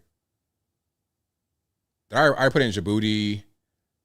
Of course, Somalia, Ethiopia, Djibouti. I already put in Djibouti. Oh, Eritrea. That's right, Eritrea. That's where your man Nipsey Hussle's from. Then we can go back over West Africa. We can go to Senegal, Sierra Leone, Liberia, Cote d'Ivoire, Ivory Coast, Ghana, Togo, Benin, Burkina Faso, Nigeria, and then what else we got right there? What's this country right here? Man, these West African ones, I'll be forgetting. Cameroon, Congo, DRC. Well, it's ROC, Republic of Congo, Guinea, Bissau, Equatorial. It's so many Guineas because they were controlled by different countries, different European powers. And then when they gained independence, they all wanted to keep Guinea. But since they were not the same country, they just put different names in front of it. Central African Republic. Let's go Rwanda, Burundi, Uganda, Kenya, Malawi, Tanzania, Madagascar, Reunion. Well, they ain't gonna put that up there. Seychelles, Comoros, South Africa, Eswatini, which used to be called Swaziland, and Lesotho, Zambia, Zimbabwe, Angola, Namibia. What else am I missing? Botswana. I'm missing a few in Africa. I'm not doing very good with that one. What's that right there? Not Mauritania, Malawi, Mozambique. I knew it was an M something. And then this country right here, I don't know what that is. Gabon. And what's this big one right here in the right next to it's not Mauritius. It's not Mauritius. What is that? Oh, Cape Verde. Shout out to the Cape Verdeans in Boston. Shout out to Benzino, Colore, all the Cape Verdeans. What else we got? Yeah, thank you guys for saying Mozambique. But what's this one right here? It's a big desert place. It's not Burkina Faso. It's not Chad. It's not Mauritania, Mauritius. I don't know what that is. Mali, thank you. Mali. All right. Let's go Middle East. Let's go Saudi Arabia, Qatar, UAE, Yemen, Oman, Israel, Syria, Lebanon, Iraq, Iran, Kuwait, Jordan, Cyprus, whatever you want to say, Turkey, Georgia, Armenia, Azerbaijan. Then you can go to Pakistan, Afghanistan, Turkmenistan, Uzbekistan, Kyrgyzstan. How you spell that one?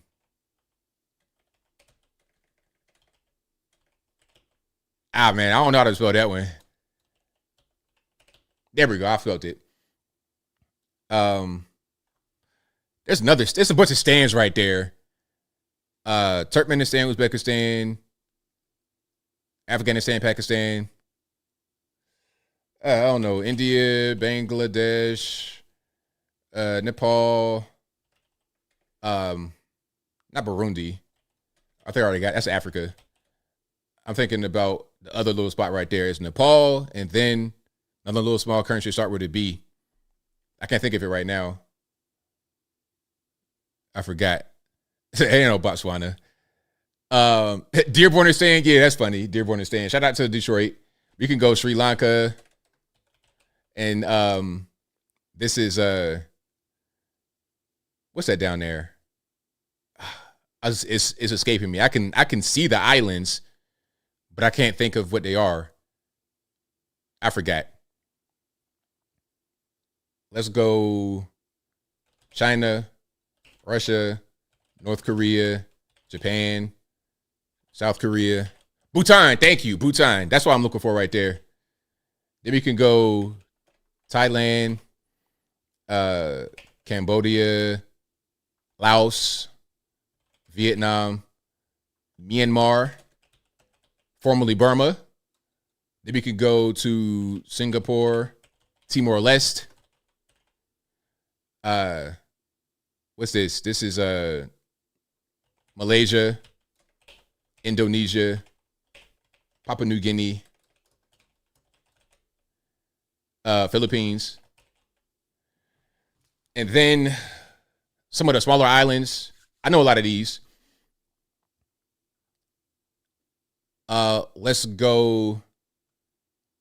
And I got time running out too. Time is against me. You can go Australia, obviously. Australia, New Zealand. Then we can go to Tonga, Kiribati, Vanuatu, Tuvalu, Samoa, Marshall Islands, Micronesia,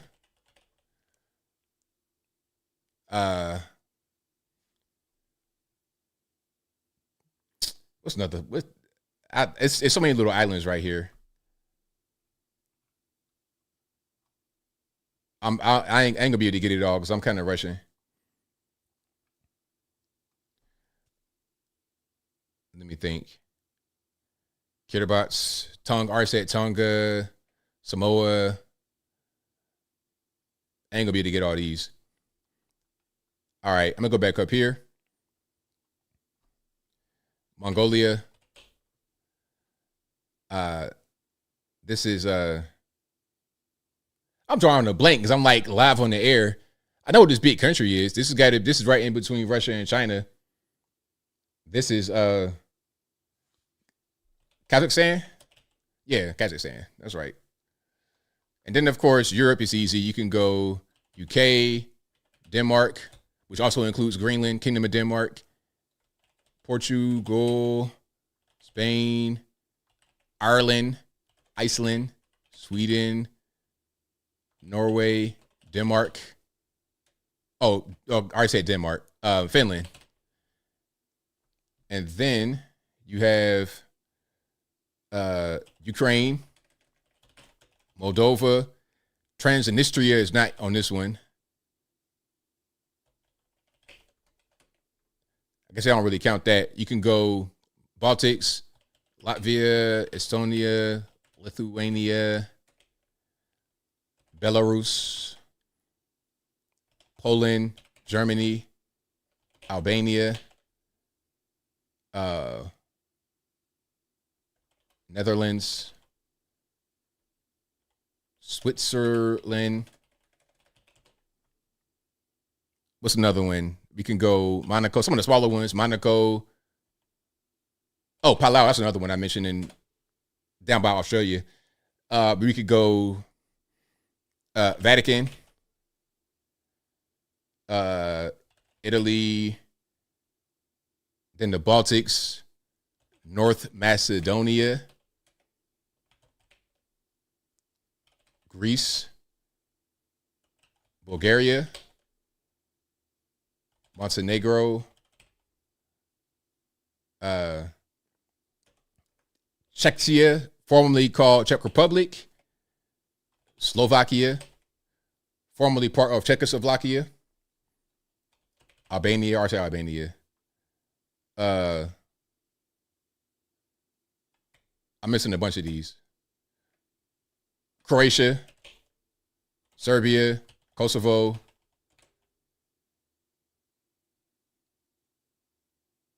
What is that right there? I know what that is. I can't think of it. And then there's another one. Yeah, I think I'm done. All right. I did all right. Hungary. Yeah, Hungary. All right. All right, so I did all right. I got 90%. So I named 177 countries in 15 minutes. All right. So that was, but I could do better if I was not on live and under pressure. So I missed Andorra, Austria, Belgium, Bosnia. That's what I was looking for. Liechtenstein, Luxembourg, Malta, Romania, San Marino, Slovenia. Shout out to Slovenia. Shout out to Luka Doncic and all them over there. Tajikistan, that's what I was missing. Maldives, that's the islands over there by India.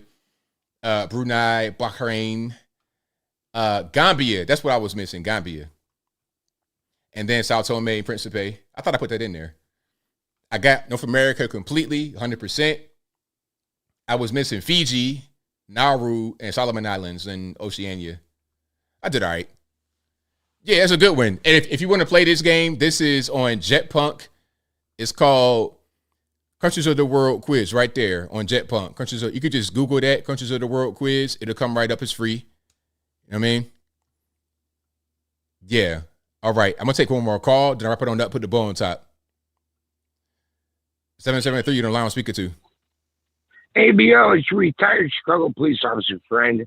And thanks for taking my call, if for no other reason than superstition and tradition. There you go. And I don't want to change the mood, ABL. So I am now going to say goodnight in all the languages of all the countries that you just read off. Here we go. Are we ready? Yeah. It's a joke. I can only do about 4 or 5 of those, and I'd be stumped. So I just quickly wanted to say, excuse me, give me a second here.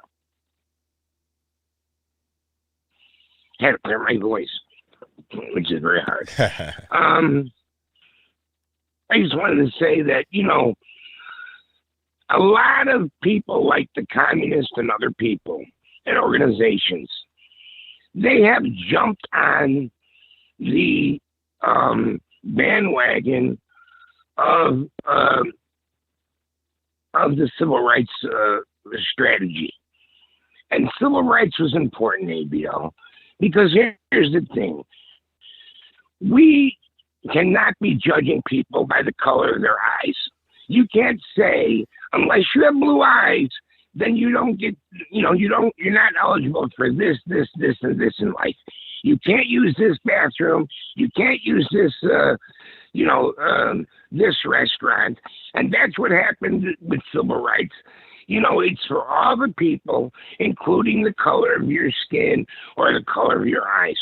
And many, many organizations then jumped on that strategy or parlayed with that strategy or used that strategy to really mess up our society. And that's communists did that.